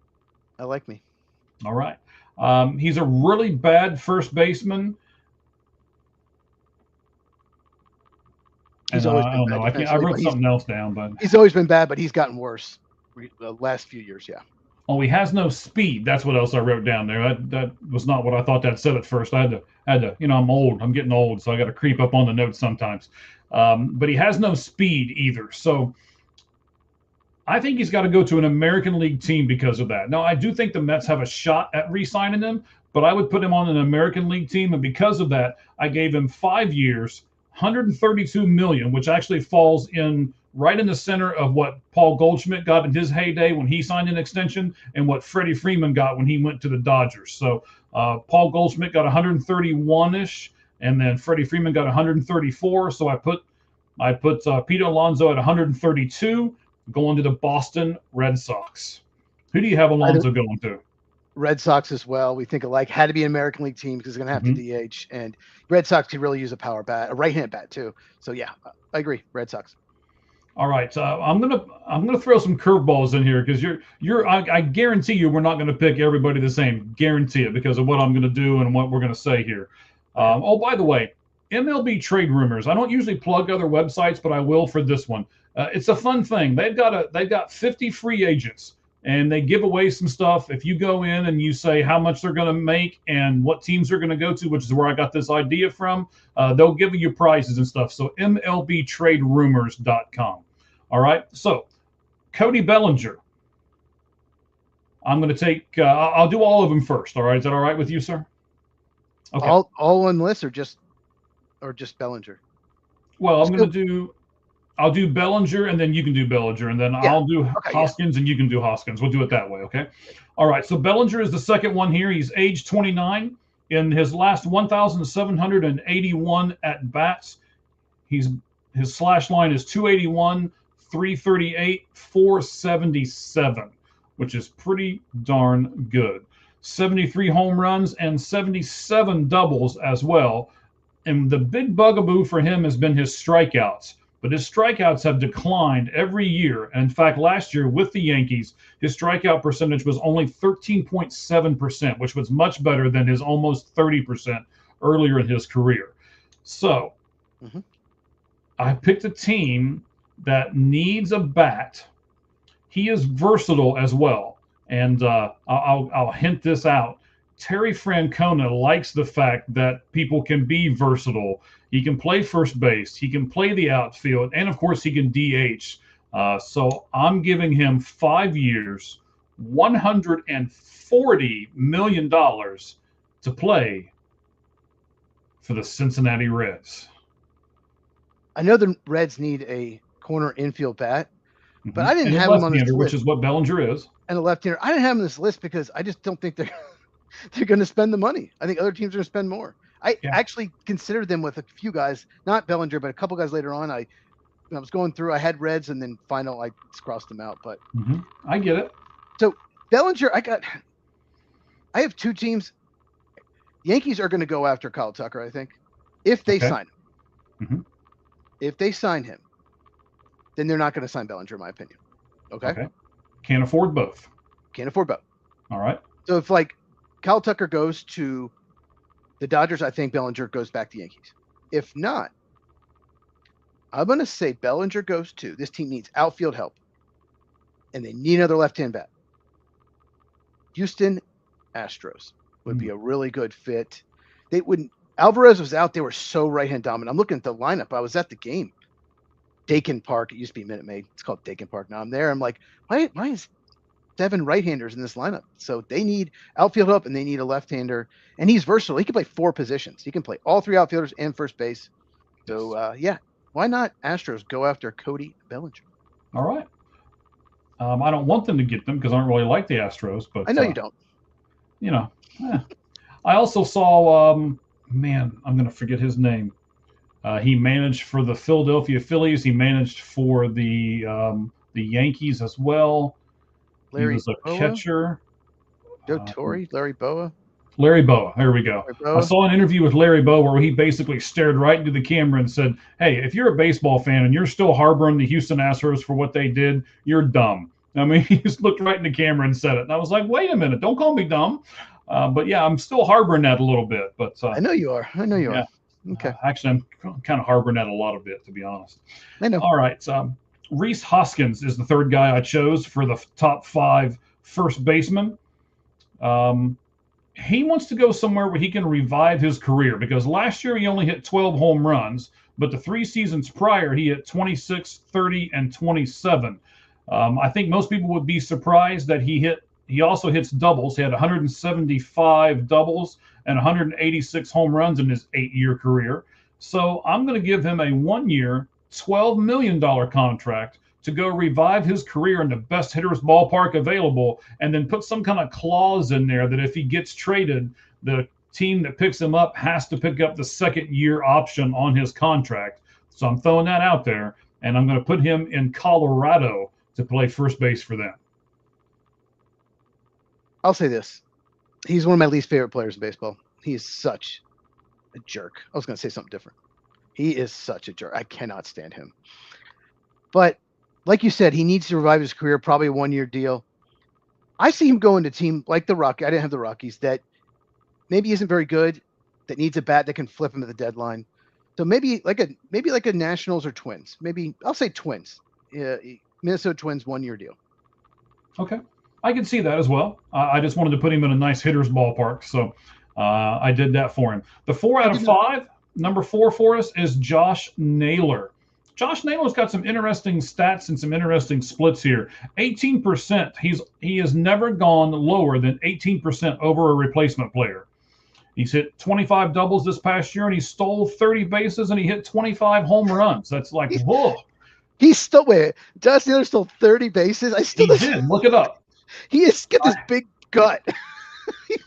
It's unbelievable. Hey, there's nothing wrong with having a big gut. You calm down over there. I don't think he ever stole, like, what, 8 or 9 bases in a season, something like that. No, but he all of a sudden got 30. Yes. I don't understand that. Okay. I just had to throw that out there and see everybody's reaction. I'm sure AI will cut that one up too. You'll see that one later on, ladies and gentlemen. But so yeah, and he is above average defensively, and he's only 28 years old. So because of all of those things, 28 to 35 is what I was looking at. And I guarantee you're not putting him on this team. I keep hearing this team is going to spend. I've heard it 4 or 5 times. The baseball meetings are just up the road in Las Vegas from me. I talked to some people who I know are up there earlier today, and I heard this from I talked to 4 different people, and I heard it from 2 of them. And they're saying the Pittsburgh Pirates are going to spend money this offseason. So I gave Josh Naylor to the Pittsburgh Pirates on a 7-year, $150 million contract. I don't Pirates spending money? Yeah, I'd have to see that. That's I am not buying that right now. We'll see. Okay. We'll see what happens. So Naylor's one I thought for the Reds. I just don't know. What the Reds' budget is. I don't know if they're going to spend. A lot of times they just don't. They'll, like Jaime Candelario, and Jamer Candelario, but that's okay. I like Jaime better. Okay. Briefly played for the Cubs. And what's that player on the Phillies? They signed him, that outfielder. Oh, Castellanos. But they're like mid-tier free agents. They just never seem to go for like the better ones. Mm-hmm. But one thing I like about Naylor is he takes a lot of walks. High on base guy, works the count. Doesn't have a ton of power. No, but that's what the Reds need is power. So, but I just think he's going to resign with the Mariners. I think he's a really good fit for them, and I think they need to resign him. So I think he stays in Seattle. Okay. And he's not versatile enough either. I don't think the Reds would go for just a guy who was just a first baseman either. So that's why I didn't give Josh Naylor to the Reds, because I thought about it too. Luis Arraez is the 5th of 5. Luis Arraez has never had a batting average under 292 in his career. But in his last 2,000 at-bats, he's only hit 22 home runs. So he has no power whatsoever, and he has no real defensive spot either. I mean, he's played a little bit of second, he's played a little bit of first, and he's not real great at either one of them. So here's what I did. Before everybody bashes me on X, which I'm sure it's going to come anyway, but before you do it, listen to my logic. Okay. I like a team that is all about chaos, right? They're all about stealing bases and running and getting guys on and all of that kind of thing.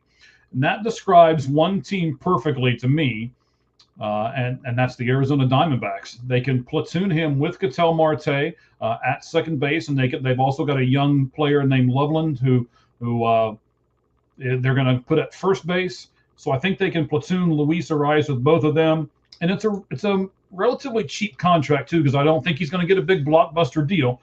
So I gave Luis Arraez to the Arizona Diamondbacks on a 2-year, $30 million contract. Who'd you have him going to, sir? I do not see that happening. You can't play him at second base. He's bad at second. He's not below average. He's really bad, a defensive second baseman. So he's going to have to play first or DH. So I went the team that could use a player like him. They strike out way too much. Arraez just doesn't strike out. Doesn't hit for homers, but he just never strikes out.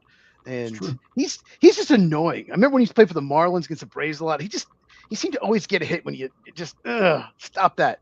So Texas Rangers could use a player like Luis Arraez. I think it'd be a really good fit for them. He can play first base there. All right, so we have that gives us to the end of our MLB 4-pitch talk. And now I'm going to give you, excitingly, our very first sponsor here on the Lights Out Sports podcast. And they're going to sponsor everything. They're going to sponsor all of our stuff, including Cheese's podcast that he does for us as well. They're going to do the Red Hot Reds podcast because they are actually going to sponsor All Gloves Off sports media as a whole. So fuel your battle with Battle Bites. That's right, Battle Bites. It's brand new. They haven't even started making products yet officially. They opened in a few days. It's for muscle recovery. You got 26 grams of high quality protein, a low carb, high protein formula with clean ingredients. It's premium brisket and it's natural spices.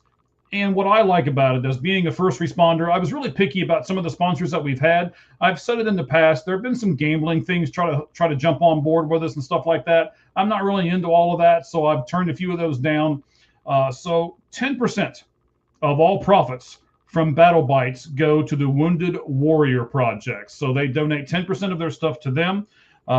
25 grams of protein, 180 calories per bag, only 1 gram of fat, and 100% tasty biscuits. They have flavors that's Reaper, Original, and Spicy Sweet. And of course, this being Veterans Day, we wanted to make this announcement today. I've been talking with them for a few days. We really thank all of our veterans out there. And this company gives the 10% to the Wounded Warrior Project. So it gets even better, ladies and gentlemen. For those of you who listen here and to the other podcasts that we have on the All Gloves Off Sports Media Network, this is what you can do.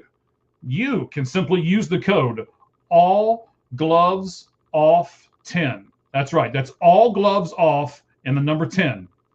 And you will get 10% off of your order. Not once, every single time you order. So use that promo code with you. We'll have it up on our site here shortly. You can just simply click on the link and go over and get 10% off of your order with us. And then you can also feel really good about yourself that 10% of it goes to the Wounded Warrior Project as well. Again, that's Battle Bites, and that is our first sponsorship. We are very proud to have them aboard with us now. So thank you guys very much for that, and we will jump into the NFL talk that, of course, my buddy Cheese is going to take over right now.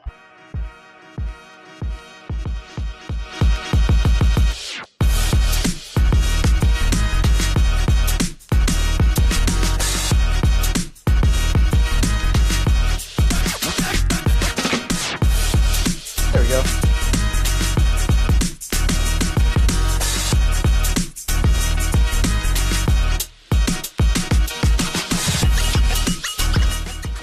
All right, sir. So preview us a little bit. What are we going to get in our NFL 4-down territory today, sir?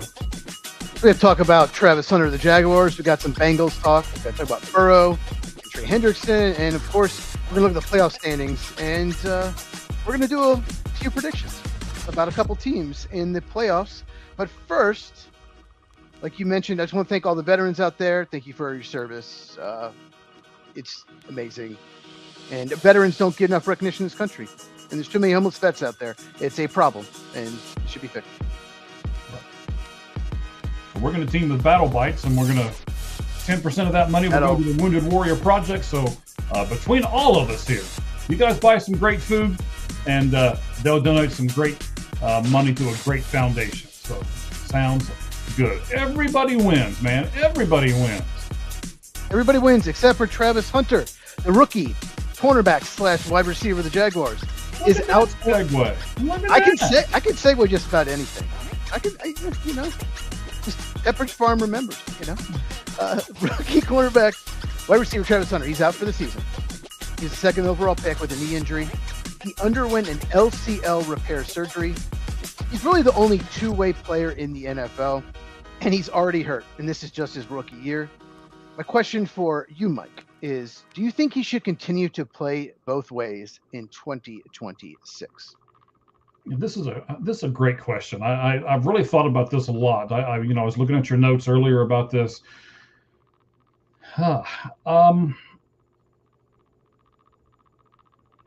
He wants to, But does Jacksonville want him to? That's more the question. And who's paying him, right? Jacksonville's the one paying him. I mean, earlier we were talking about baseball service time. You were like, hey, if they want to manipulate the service time, the team has all the right to be able to do that. And here I think the team has all the right to be able to go to Travis Hunter and say, look, man, we got a big investment in you, and we think you're a really good receiver. But, you're only going to play cornerback like maybe every once in a while. If somebody's hurt or something like that, I can understand it. But I think they need to have him concentrate on the receiving end of his career. If he was on my team, I would want him to focus just on one position, and he's a better receiver than corner. So I agree with that. Now, the next question is, do you think he will? Do you think that he will just next year focus on one position, or do you think he will still play both? See, this was the problem that I had with Travis Hunter from the get-go. I am not only scared that he won't just concentrate on one. I think if he doesn't get his way, then he's going to pull like a Deion Sanders or a Shador or something like that and go to the press. He'll stand up behind the microphone and be like, hey, man, this is what I want to do. I don't really care what the team wants. And then there's going to be this huge controversy of, do you do what you need to do and how you need to get paid, or do you do what your team needs you to do? Because I guess I can understand his point to a certain extent. He is going to get paid eventually. I mean, I know he's going to have I believe it's a 4-year rookie contract. But plus then he's going to option for a 5th right. year. So at least by the 6th year, if he plays both positions that entire time, that ups his value and he's going to make more money. So I guess I understand that point of it. This is why I wouldn't have ever drafted him. He's a great talent, but this right here is what's going to make or break his football career, and unfortunately, I think it's going to break it. You mentioned some really good points, and part of what I'm going to say about drafting him. They didn't just draft him 2nd overall. The Jaguars do not have a 1st-round pick next year. They traded up to 2, and the Browns have their 1st-round pick. So they essentially gave up the 2nd overall pick and their 1st round next year, which I think will be probably in the middle, in the teens, for a player that's probably going to have to be a wide receiver only. An undersized wide receiver. I agree with you. I would not have taken him. I would have traded up. I would stayed at 5, but if I trade up him for Abdul Carter, obviously, who went 3rd to the Giants. But because the Jaguars invested so much in him, I think he's going to play both ways for at least a couple more years, even if he keeps getting hurt, because you have to justify all that draft capital, 2 1st-round picks. You have to justify it. And you can't say, oh, he's going to be our number 2 receiver for the next few years, and we traded up, use 2 1st-round picks, not just 2 1st-round picks, the 2nd overall pick. So I think they have to play him, and that could shorten his career. That's what I'm worried about. I mean, he keeps getting hurt, all that wear and tear, playing all those snaps, that could really shorten his career. Right, and then it's we talked about Jackson Dart earlier in the show, right? That's it's the same kind of thing with the concussions and stuff like that. Don't be reckless. Don't play. I mean, this is the NFL. We're not in college anymore. You're not in Pee-wee football anymore, right? This is where the big boys play. And when you get hit by a linebacker and when you get hit by a safety coming at you full force, it's a little different than get hit by one on a college football field. Yep, absolutely. And he's a player who relies on his speed. Wide receivers and corners rely on speed, and he's already has a knee injury. So, yeah. All right. Number 2, Joe Burrow's practice window has now opened a little earlier than thought, meaning the Bengals have 3 weeks to activate him. Because they opened his practice window, he will be activated in the next 3 weeks, or they wouldn't have done it. Right. Bengals are currently 3-6. Let's say he doesn't play the next 2 games. Those games are at Pittsburgh and at home against New England. And then he returns for Thanksgiving night. That is at Baltimore. Let's just say hypothetical. Okay. Do the Bengals need to win both of those games? Do they need to get to 5-6 to have a chance to make the playoffs? Do you think? No. And I don't like how the Bengals, we talked earlier that they didn't handle the Travion Henderson situation very well. They've not handled this situation very well either. I would not have brought back Joe Burrow until they beat Pittsburgh this weekend. If they lose to Pittsburgh this weekend and they split that, then no, they don't have a chance, in my opinion, to make the playoffs. So why bring him back? They've already beat Pittsburgh once. And if they beat Pittsburgh again, this time in Pittsburgh, I believe, if they can do that, and they still have to play Baltimore 2 more times on the schedule, then it's like, oh, well, okay, now you've got a shot, because the only other 2 teams that are going to give you, any pushback at all in that division, you can actually beat them all 4 times you play them. So, okay, I would not have opened the window up this week. What's it matter if you bring him back now or you bring him back next week? That 3-week window is still there, and if you want to play on Thanksgiving night, then great. And I want to see him play on Thanksgiving night. If they can beat Pittsburgh. If they don't beat Pittsburgh this weekend, I don't want to see him on the field for the rest of the year. I want to see him on Thanksgiving night, because if I had to list my favorite 10 games of last year, 2 of the 10 would be the Bengals-Ravens games of last year. They were incredible. They were both shootouts. I think one was overtime, and that was 1 point. Ravens actually won both.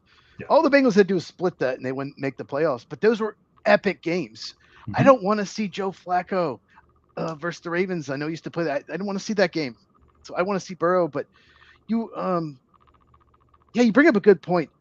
Why activate unless he's almost ready to come back? 3-week windows to get you to gradually get you back in, I guess.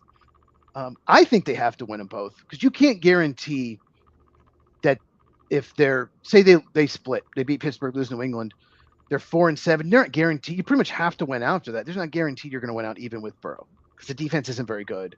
No, I really think they have to win the next 2 games. Losing the Jets and Bears just killed their season. And if they lose the next 2 games, they're 3-8.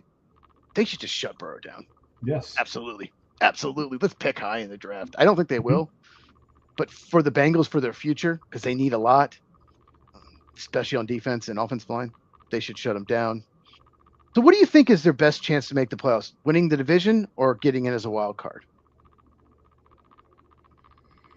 Because it's a winnable division. The leader's 5. It's a winnable division, and I think they need to put all their chips in on the division, to be honest. They need to concentrate on beating the Steelers this weekend. And then, like we said, they still play, and I said Travion or something. Travion Henderson, I know. Yeah, I know. I was going to call you out in a second. Face, and I was like, I'm just going to go right on, right? I was going to wait till the next segment to it's all right. All right. I knew I screwed it up when I said it. So he had an amazing game. So I get it. He's this past week. Yeah. And boy, New England has impressed me a lot. But we'll talk about that's our poll question. Which team has impressed you the most this past Sunday when their win, which is the Texans' big come from behind win, the Patriots in their win, the Seahawks just absolutely killing the Cardinals, or the Rams beating the 49ers. So yeah, 4 really good choices for you guys to choose from. You can go over to at All Gloves Off SM on our X account. That is the entire All Gloves Off Sports Media, or you can go over to Cheese. You'll probably find it quicker on his X account, and that is at Football Cheese. Okay, I just thought of something. You mentioned if the Steelers lose to the Bengals at home, Mike Tomlin's in trouble. Mike Tomlin 5-5, right? If that Mike happens. Tomlin, there are already people wanting him gone. He will be in trouble if he loses that game. They're already mad that they lost the Bengals in the first game, because if you lose twice the Bengals without Burrow, that would be bad. All right. But speaking of the Bengals, is terrible too. Very disappointing defense. Yep. Right, and so it should be better than it is. Okay, so let me ask you this: who has the better offense, the Bengals or the Steelers? Even without Joe Burrow.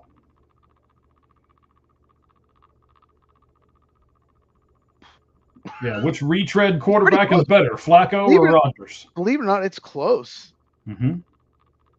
Neither has a great offensive line. Nope. Bengals have better weapons. Yes. Can they get the ball to him is the question. Steelers only have one receiver worth a crap.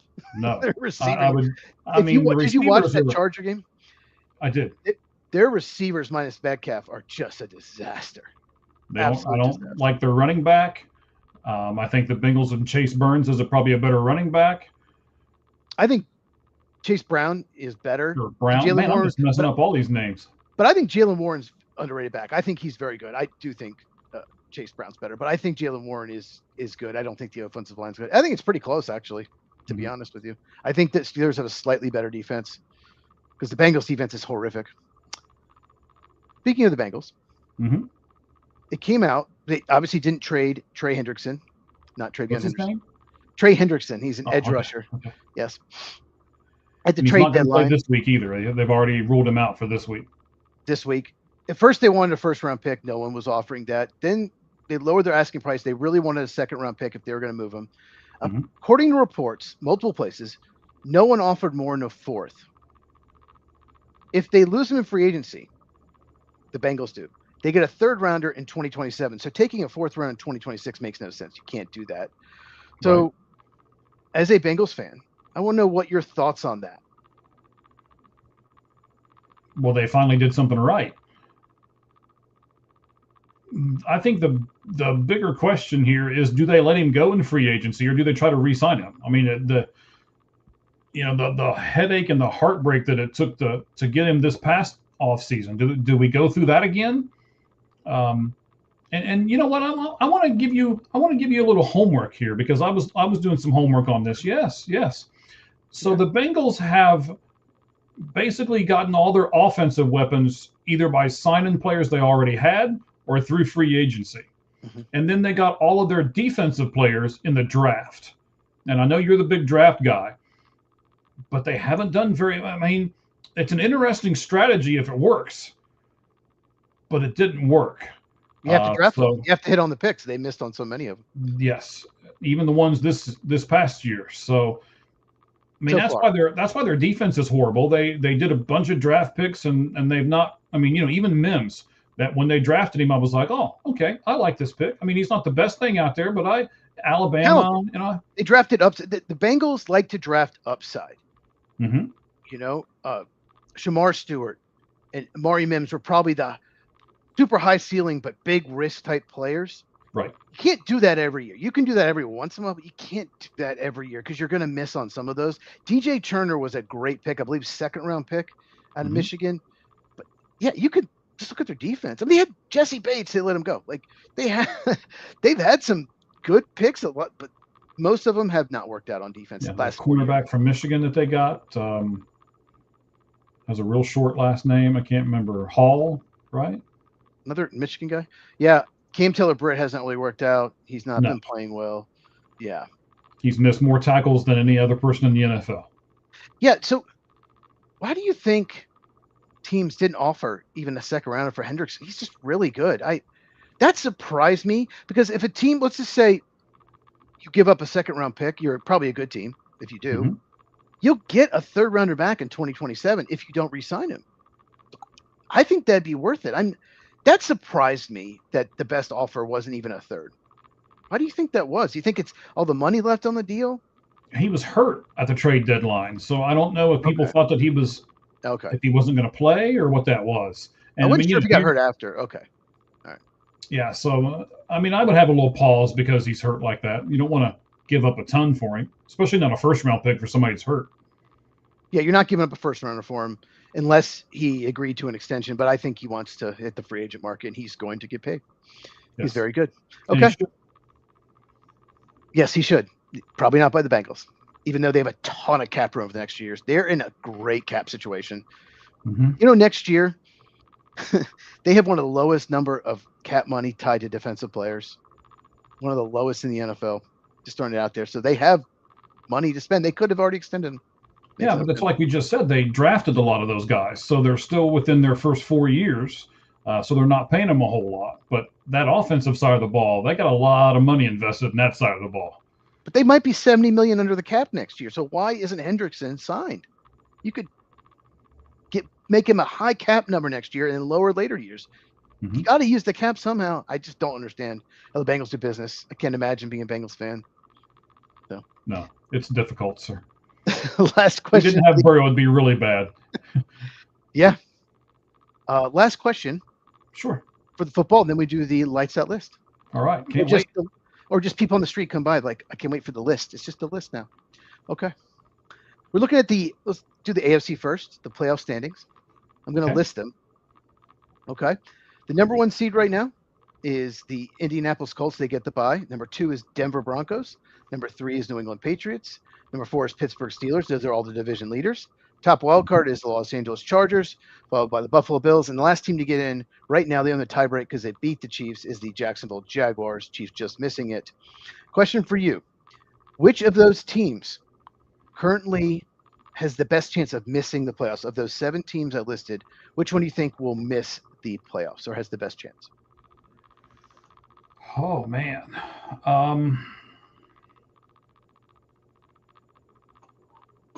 I've got to look at that list again. You gave that to me. Hang on, I've got it right here. Oh, no, Well, I'm assuming you're not going to say the Colts or the Broncos. I'm assuming, and the Patriots probably not. No, I'm not going to say those. Not saying the Colts. But the Jacksonville Jaguars are in there, right? They're the 7th seed. They're tied for 7th with the Chiefs, but they beat the Chiefs head-to-head. So right now they own the tiebreak. They're the last team to get in. And then is Pittsburgh or Baltimore in from the north? Pittsburgh's the 4 seed. They're 5-4. Baltimore is 4-5 right now. Okay, so it comes down to those 2 teams, Pittsburgh and Jacksonville for me. I'm going to go with Pittsburgh because I just don't believe in them. I think they're going to be mediocre again this year. And I think Mike Tomlin's going to get fired finally. And you know, it's all going to go downhill for them. So I'm going to go Pittsburgh will be out. I'm going to go with the Jaguars because they've won some games this year where they just forced like 4 or 5 turnovers. Their defense isn't great. It's turnover dependent. They're 5-4, and we saw them collapse last week. I just don't think the Jaguars are that good. I think they're probably like an 8-9 team. So I have them. I think the Chiefs are going to, well, go in that second.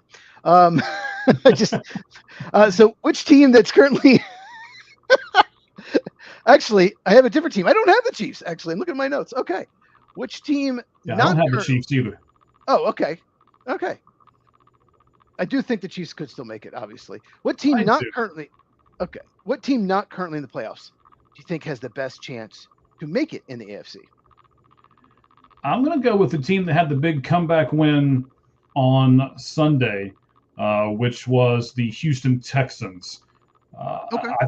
I think that win could propel them to get back into the playoffs. Yep. With Davis Mills, with the backup quarterback. Mm-hmm. That was crazy. I watched that fourth quarter. It was like 26-0. They outscored the Jaguars in the fourth quarter. Jaguars just. I couldn't believe it. Jaguars were just a mess. Oh, did you see Liam Cohen's reaction at the end? The coach of the Jaguars. I kind of feel bad for him. I think he's a good coach, and he's got a mess of an organization. Anyway, I'm going to go with a few years. Yeah, I'm going to go with the Baltimore Ravens because I do think they are going to win the division, eventually catch the Steelers. Like you said, Steelers just are so up and down. So I'm going to say Baltimore will win the division and be the team that makes it. Okay, same thing, NFC. Let me read the teams to you. The number 1 seed right now is Eagles. They would get the bye. The number 2 seed is Seattle Seahawks. Number 3 is Detroit Lions. Number 4, Tampa Bay Buccaneers. Once again, those are the division leaders. Top wild card is the Los Angeles Rams. They're actually tied with the Seahawks, but Seahawks on the tiebreak. And they play each other this week. Big game. Number 6 seed is the Bears. And number 7 seed is the, what is it called? The Green Bay Packers? They still have a team where they've been playing? Okay. So which of those teams, 7 teams, do you think has the best chance to miss the playoffs? This is really rough. This was easy for me. Was it? Yeah, there was one team to me. You're going to pick the Bears. More on that in a second. The Bears.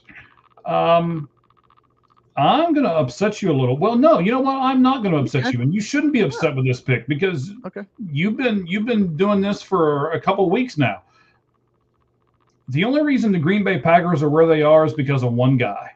And I said this in the very beginning of the season, then I backed off of it and said Micah Parsons will get injured, and then that team's going to collapse. I'm going to go back to it. Micah Parsons is going to get injured, and the Green Bay Packers are going to collapse. He better not get injured. They need him. They don't beat the Cardinals without him. They don't win that Cardinals game if he doesn't. No, they don't win 2 or 3 of their games without him. Yeah, you're right. At least 2. Yeah. At least. Okay, so you're saying Green Bay Packers. I get it. Yeah. Their offense is a disaster right now, and their head coach is awful. Check out my YouTube channel at Football with Cheese. I have 2 Matt LaFleur videos. Check them out. Why he should be fired. I reacted after the Panthers game and after the Eagles game. They're very different videos though, so make sure you check those out. My pick was the Chicago Bears, and I have a video coming out tomorrow. So make sure you are subscribed to the channel. I'm plugging my channel a lot. That's weird for me. I've already recorded it, but I only want to do 1 video a day. So it's all about the Bears and how they've done this year, what they've done in the past, and what I think is going to go forward. I do not think they're going to make the playoffs. I'll just say this little preview. They have 6 wins. The best team they've beaten record-wise is the Dallas Cowboys, who are 3-5-1. Every team they've beaten has 1, 2, or 3 wins. They have not beaten a team that's any good whatsoever. So, and their schedule's about to get pretty tough. So I'll say the Bears. And the last question before we do the lights out list, what is the team that's not currently in the playoffs in the NFC that has the best chance, you think, of making? I'm going to do this based upon their schedule. Okay. All right. So here are their opponents from beginning this coming Sunday for the rest of the season. Arizona Cardinals, the Carolina Panthers, and the Cleveland Browns. All of those should be win-win-win. That gets you into December. The first week of December, they have a bye. Then they come back and they play the Titans. Ooh. That's going to be tough. Only one team can lose the Titans. Right? Only one. There can be only one. Then they're going to have a tough time with the next one. They're going to have a tough time with the Colts. But then they play the Bears. Again, should be another winnable game. And then they close the season out with the Seattle Seahawks. And this is going to be the San Francisco 49ers. So I'm going to put them into the playoffs because of the easy schedule. And they get that easy schedule. The NFL does this to where if they, because of all their injuries last year, they didn't finish real strong. They had a bad record last year. So then they get the easiest schedule. And you can really see it over the next few games. And because of that, I think they're going to make the playoffs. Them, the Rams, and the Seahawks will all 3 make the playoffs. Yeah, I think you looked at my notes. Yeah, I agree. Schedule, 49ers, and Brock Purdy will be back. They're going to get some people back with injuries. Brandon Ayuk's probably come back. So, yeah, that's what I have. Okay. All right. Excellent. Let's do our I've got it right here. We got over the 151 votes. The question was, which NFL team impressed you with their win on Sunday? Your choices were the Texans, the Patriots, the Seahawks, and the Rams. So I'll tell you who I chose. Cheese, you tell us who you chose here in just a second, and then we'll do the actual results of the poll question. So I'm going to say the Patriots, man. And not just because of the team. I watched that game. Like, I watched every second of that game. Mm-hmm. And I saw Grable coaching people up on the sidelines. I saw different players talking to other players on the sidelines. They look like a cohesive unit. And, man, they are playing like one right now. And they don't have a very hard schedule either.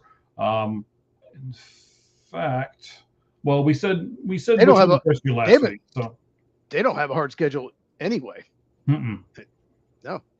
And they're just going to keep winning and keep winning, and that momentum is just going to keep growing and keep growing. And man, I picked them in the beginning, then I kind of backed off on them.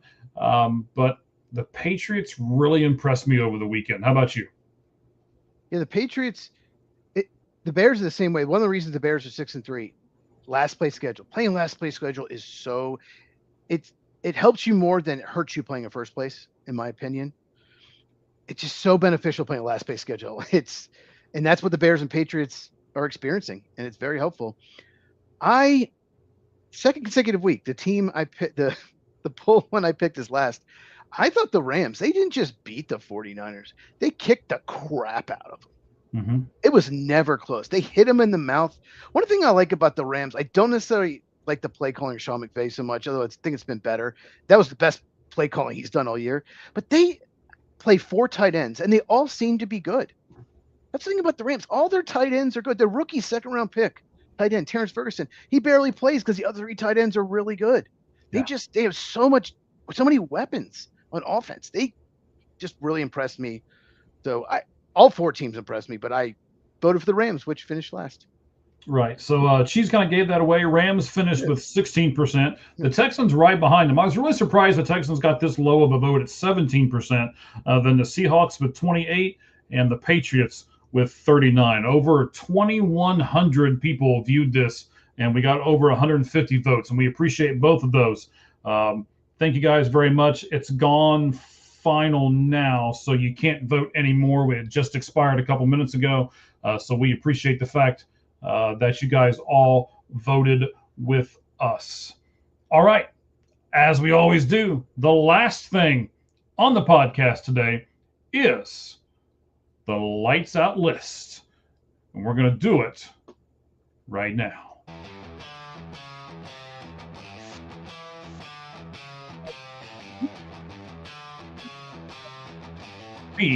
Right now.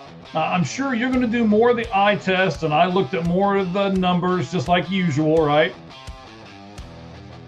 So, sorry, you cut out there. Maybe it was me, but. Oh, I'm sorry. But I got the end of it. Yeah, I just looked at the teams. I looked at the standings, and I just thought of players and wrote down. I did not look at odds. I didn't look at analytics. Always the eye test. And I thought, who is my top 10? So, obviously, our lists are always so different, so I'm sure they are going to be this time as well. Yeah, it'd be interesting to see. Let's see. I want to give this away. Do you have your list written down in front of you? Yes, I do. Okay, so of the 10, how many of them are not quarterbacks? 1. See, I have 2 that are not quarterbacks. Everybody else is a quarterback, so it'll be interesting. All right. You want to go first and start with your 10, or do you want me to start with 10, sir? Go ahead. All right. I'm only doing this. I really wanted to put him higher because I love him right now, but I can't because of the record of the team. He is 16-2 as far as touchdown to interception ratio, and if he would have come back on Sunday, I would have put him higher, but he did not. He couldn't will his team back on Sunday. The Patriots took him down. So I put Baker Mayfield at number 10, and I honestly did this because I think as they start getting pieces back, he'll climb up this list. So I couldn't take him all the way off. I put him at number 10. More on him in a second. Number 10 is Jared Goff of the Detroit Lions. No one's really talking about him, and I don't think he's going to win it. He's got a lot of talent around him, but he's just been really good since week 1. Week 1 against Green Bay, he didn't do hardly anything. Micah Parsons in his face, but since then, he's been really good. Maybe not great, but really good. So, yeah, number 10, Jared Goff.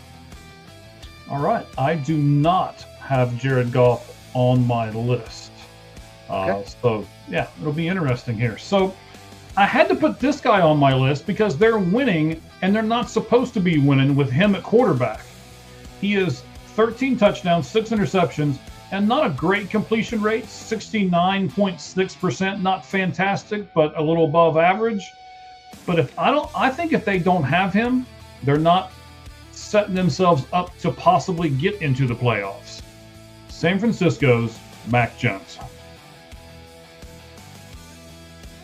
He wouldn't have been in my top 25. Okay. Okay. I get it. Yeah. Well, I look at it too as if he's not on that team, where is that team at? And he was the big guy that I looked at as, I think that's what the MVP is. If you take that guy off the team, they're just terrible. And he's what's keeping that team afloat right now, in my opinion. He is one of the better backups in the NFL, for sure. My number 9, you've already mentioned him, Baker Mayfield of the Buccaneers. Probably would have been top 5 a couple weeks ago. Yeah. Haven't been as good. They got a lot of injuries on the wide receivers. Mm-hmm. It's basically Mecca Buka and a tight end who can only catch the ball underneath no speed. That's basically what he had. I know it was impressive for the Patriots won, but no Mike Evans, no Chris Godwin. And Buka was great, but when in doubt, he had to dump it off to Cade Otton, who had 12 targets. Yep. So, number 9, Baker Mayfield, still having a great year. All right, so for me, it's Mayfield and then Jones, and now at number 8, another quarterback. He is 17 touchdowns, only 6 receptions. His completion rate goes up from Mac Jones's at 71%. He's only taken 10 sacks this year, and in those 10 sacks, he has the lowest sack yardage of any quarterback in the National Football League. He's only taken 62 yards total of a loss. in 10 sacks, which is a really good number, by the way. Sam Darnold, he is my number 8. More on him later. My number 8, I don't think you have him on the list.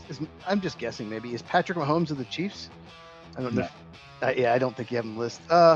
Mahomes, he looks better than he has in years. And he was doing his left tackle was out for personal reasons. They started 0-2, but yeah, they get some help from the refs, obviously. But Mahomes is, where would they be without him? They're 5-4. They would not be close. And he just, I don't know what it is, but he just looks better this year. So no, number 8. Pat They Mahomes. would all be at a Taylor Swift concert without him, by the way. That's the answer to the question. Probably. We were singing this guy's praises a few weeks ago. 17-6 as far as touchdown to interception ratio. His completion percentage is down a little bit, especially because of the Bengals game, 63.9%, and he has taken 15 sacks. My number 7 guy, even though we had him number 1 a few weeks ago, he's dropped all the way down to 7 for me, Dak Prescott. I actually didn't put Dak Prescott on this list. And the reason is he has no chance to win it because the team is bad. So I would have him higher. I might even vote for him number 1, but he just has no chance to win it. It's the most valuable player on a good team award. So, but yeah, I get it. I really wanted to put him on the list, but I decided to leave him off. My number 7 is not a quarterback. He's a running back for the Indianapolis Colts. His name is Jonathan Taylor. He looked, last couple of years, had some injuries, looked like he's never going to get back to that all-pro form, and he's been unbelievable this year. Yes, the offensive line is great. They have a lot of weapons in passing game. He's playing with Tyler Warren. That's helped. What he did in Germany was incredible. He has been the best running back in the league this year. It is a position that has been devalued. I couldn't put him higher than this because of the position. His quarterback's so much more important, but Jonathan Taylor on his way right now, probably the favorite for Offensive Player of the Year. So yeah, number 7, Jonathan Taylor. So the guy who is the favorite for Offensive Player of the Year is not as important as other quarterbacks? They're going to give it to a running back or wide receiver. They usually do. Like Saquon got it last year, but didn't sniff the MVP. MVP is its quarterback for the most part. Yeah. Okay. Yeah. All right, my number 6 guy. I don't have many stats on him because I honestly didn't look it up a whole lot, but I put him right here just because of where his team is as a whole. And I think I'm not sure how much it is because of him as it is the coaching that's around him. I think we think that the Chiefs have a really good coaching staff, and I think this team has a really good coaching staff too. They had a great plan this past. They played, I believe, on Sunday night. Okay. I put Justin Herbert at my number 6. Not maybe necessarily because of him, but if you looked at that game plan they had, that was a heck of a game plan. And he does what he's supposed to do, but he doesn't do anything spectacular. How about that? He's so good at scrambling.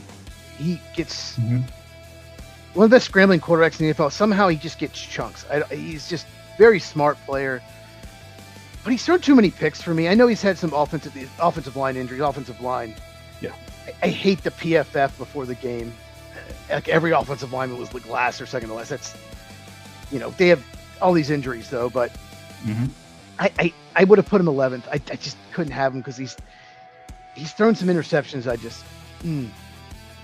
And this, okay. My number 5 is probably higher on your list, but this is number 6 because of interceptions as well. But my number 6 is Josh Allen of the Buffalo Bills. Maybe I should put him higher. I'm sure he is higher. Oh my God, what happened? Did I lose you? No, you're there. I can still hear you. You were just frozen. Okay. Yeah, Josh Allen, I couldn't put him higher in this just because God, the Bills something's not just off about them. He wasn't great against the Dolphins. He wasn't great against the Falcons. I know he doesn't have a true number 1 receiver, and they tried to trade for Jalen Waddle. So, yeah, Josh Allen, but he's still amazing. He's still a great quarterback.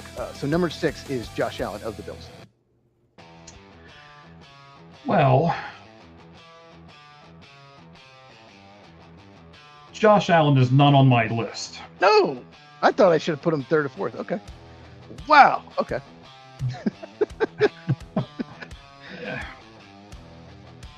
the Buffalo Bills have taken a couple steps back for me this year. And I think it's a lot of coaching, and I think it's a lot of Josh Allen's play. Where would they be without him, though? Their defense isn't great. Where would they be without him?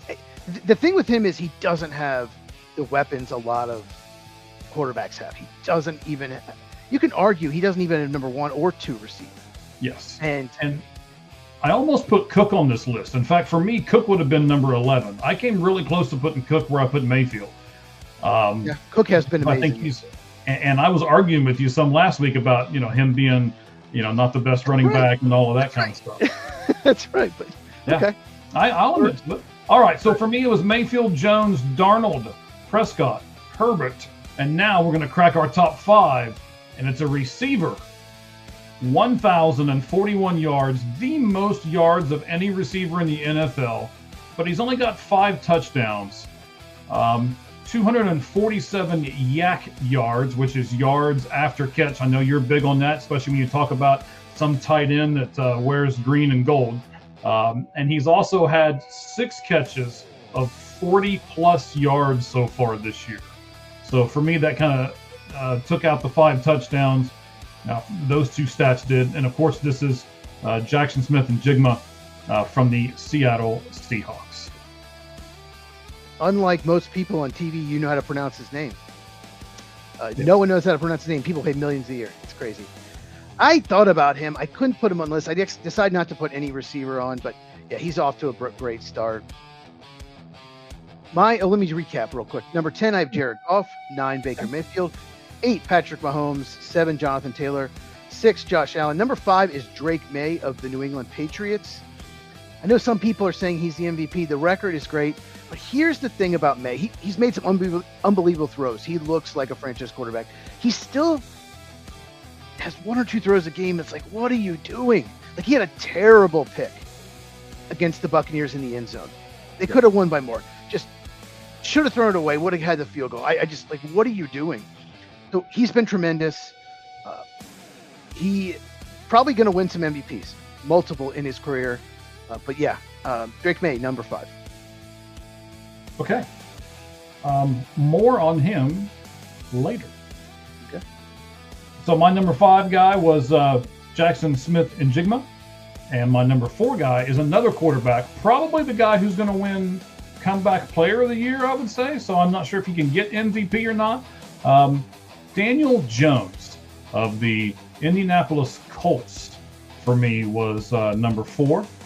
Really good. He's got the most passing yards in the NFL, 8.3 yards per attempt, 15 touchdowns. He does have a little high as far as interceptions because he's got 7 interceptions, so almost half of the number of touchdowns. But I like him a lot, and I think that he has been really good for that team, a very good resurgence player. So I put him at number 4. I got to be honest, I never considered him. So much talent around him, and he's fumbled 3 times each of the last 2 weeks. So, too many turnovers with him. That's always been his problem, a lot of fumbles. Mm-hmm. But I get it. I get it. He's the quarterback of the team with the best record in the NFL. Okay, we're on number 4. My number 4, you mentioned him earlier, Sam Darnold of the Seahawks. I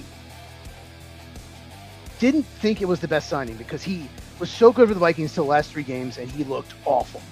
And I thought all the bad Sam Darnold's back, but he's been tremendous. He has a beautiful deep ball. He's been accurate. I've watched Seattle, and they're really good on offense, really good on defense. Sam Darnold, some of the throws he makes just are so impressive. And I don't know the stats. I don't know if he's got as good stats as the guys that I have in the top 3, but just passing the eye test, I had to put him in my top 5. So Sam Darnold, number 4. Yeah, Sam Darnold for me was number 8. He obviously deserves to be in the top 10. We just got him in a little bit different spots. So for me, Mayfield, Mac Jones, Sam Darnold, Dak Prescott, Justin Herbert, Jackson Smith-Njigba. Daniel Jones was number 4. So here are the top 3 for me. And I already know that we're going to have at least 2 of the 3 that are different because you have already mentioned 2 of my top 3. So I put... Okay. I'm going to be really interested to see if we have the same number 1 guy. I'm going to predict right now the answer will be yes. We'll have the same number one guy. Okay. We'll see. We'll see. For All me, right. So you have Tyler. You have Tyler Shuck as well. No, I had Flacco. Okay. Justin Drake Fields. May. Justin Fields, number one. Oh man. Drake May for me is number 3. The big reason for him to be that way, him and Justin Herbert both have 19 touchdowns. A guy that I left off my list, Jared Goff, has 20, and then another person that neither one of us have talked about yet has the most touchdowns, and we'll talk about him, I'm sure, before it's all said and done. So Drake May has the 3rd highest touchdown rate, and I'm just impressed. I agree with you that he does something every game that you're just like, no! But he's still young. He's still learning. I agree that he is probably going to win some MVPs before it's all said and done. He'll get some MVP votes, I think, this year, but I'm not sure if he'll win it, and that's why I put him at number 3. Drake May for me, number 3. I think it was like 13-4, the best record in the AFC. He might win it. So, yeah, it's getting him 3rd in the draft. Just wow, what a pick! And Patriots were going nowhere a couple years ago. It was a disaster, and now they're in first place out of Buffalo. It's crazy. And my number 3. Before you go, yep. You said on your channel you wanted to know a team to do a deep dive on. I'd love for you to do a deep dive on the New England Patriots, and I want you to answer a question for me. Is it more Drake May or is it more Mike Grable? It's both, but I mean, it's probably more Drake May. You have to have a franchise quarterback. You have to have a quarterback in the NFL. If you look at every team that makes the playoffs or the best teams, it almost like the last 10 teams or the top 8 teams, 7 of the 8 always have top 10 quarterbacks. Like, you have to have a quarterback. It's both, though. Mike Grable's a great coach. It was a great hire. I think it's interesting that here we are talking about, it's 2025 and we're talking, is the quarterback better or the coach better? And not too long ago, we were doing the same thing going, is Brady better or is Belichick better? It's just ironic. I think watching North Carolina, we've answered that question. Okay. Like number 3 and 2, you probably didn't you didn't have in your top 10. I knew you were going to have my number 3 is Lamar Jackson. Without him, they were an absolute disaster, the Ravens. Since he's been back, they've looked amazing. He doesn't turn the ball. He's just looked tremendous. And they won one game without him, I think, because they played the Bears. But Lamar Jackson, considering he only played 6 games, I think he's got 15 passing touchdowns. He threw 40 last year. He's just a tremendous player. I've always liked Lamar Jackson. No, you don't. But number 3, Lamar. I'm looking up his touchdown numbers here. Hang on. I think I saw that he had 15 in 6 games, which is tremendous. And it's a shame he didn't play every game because he could be looking at 40 again. Most people don't know this. He threw 41 touchdowns, had 4 picks the entire year last year, and didn't win the MVP. Well, he's not in the top. Okay, there he is. He's 15 touchdowns, 1 interception. And you're right. I did not put him on the list because of how few games that he's played. Because I thought if I put him on this list, I had to put Burrow too. And I don't think either one of them deserved to be on the list. So I left them both off. My number 1 stuck. Look how bad they are without him. Okay, not really. But true. I should. All right. So for me, number 2 is not a quarterback. Number 2, and you talked about all the weapons that he has around him and what makes Daniel Jones great. The best one is Jonathan Taylor. 1,139 yards and 15 touchdowns. I don't think I have to say anymore. He leads the league in both of those categories.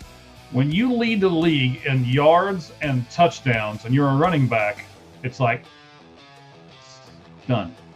So Jonathan Taylor for me, number 2. Yes. Yeah. I had him 7. He's such a good run blocking offensive line, but still, he's doing a lot of it on his own too. So it's not just the offensive line.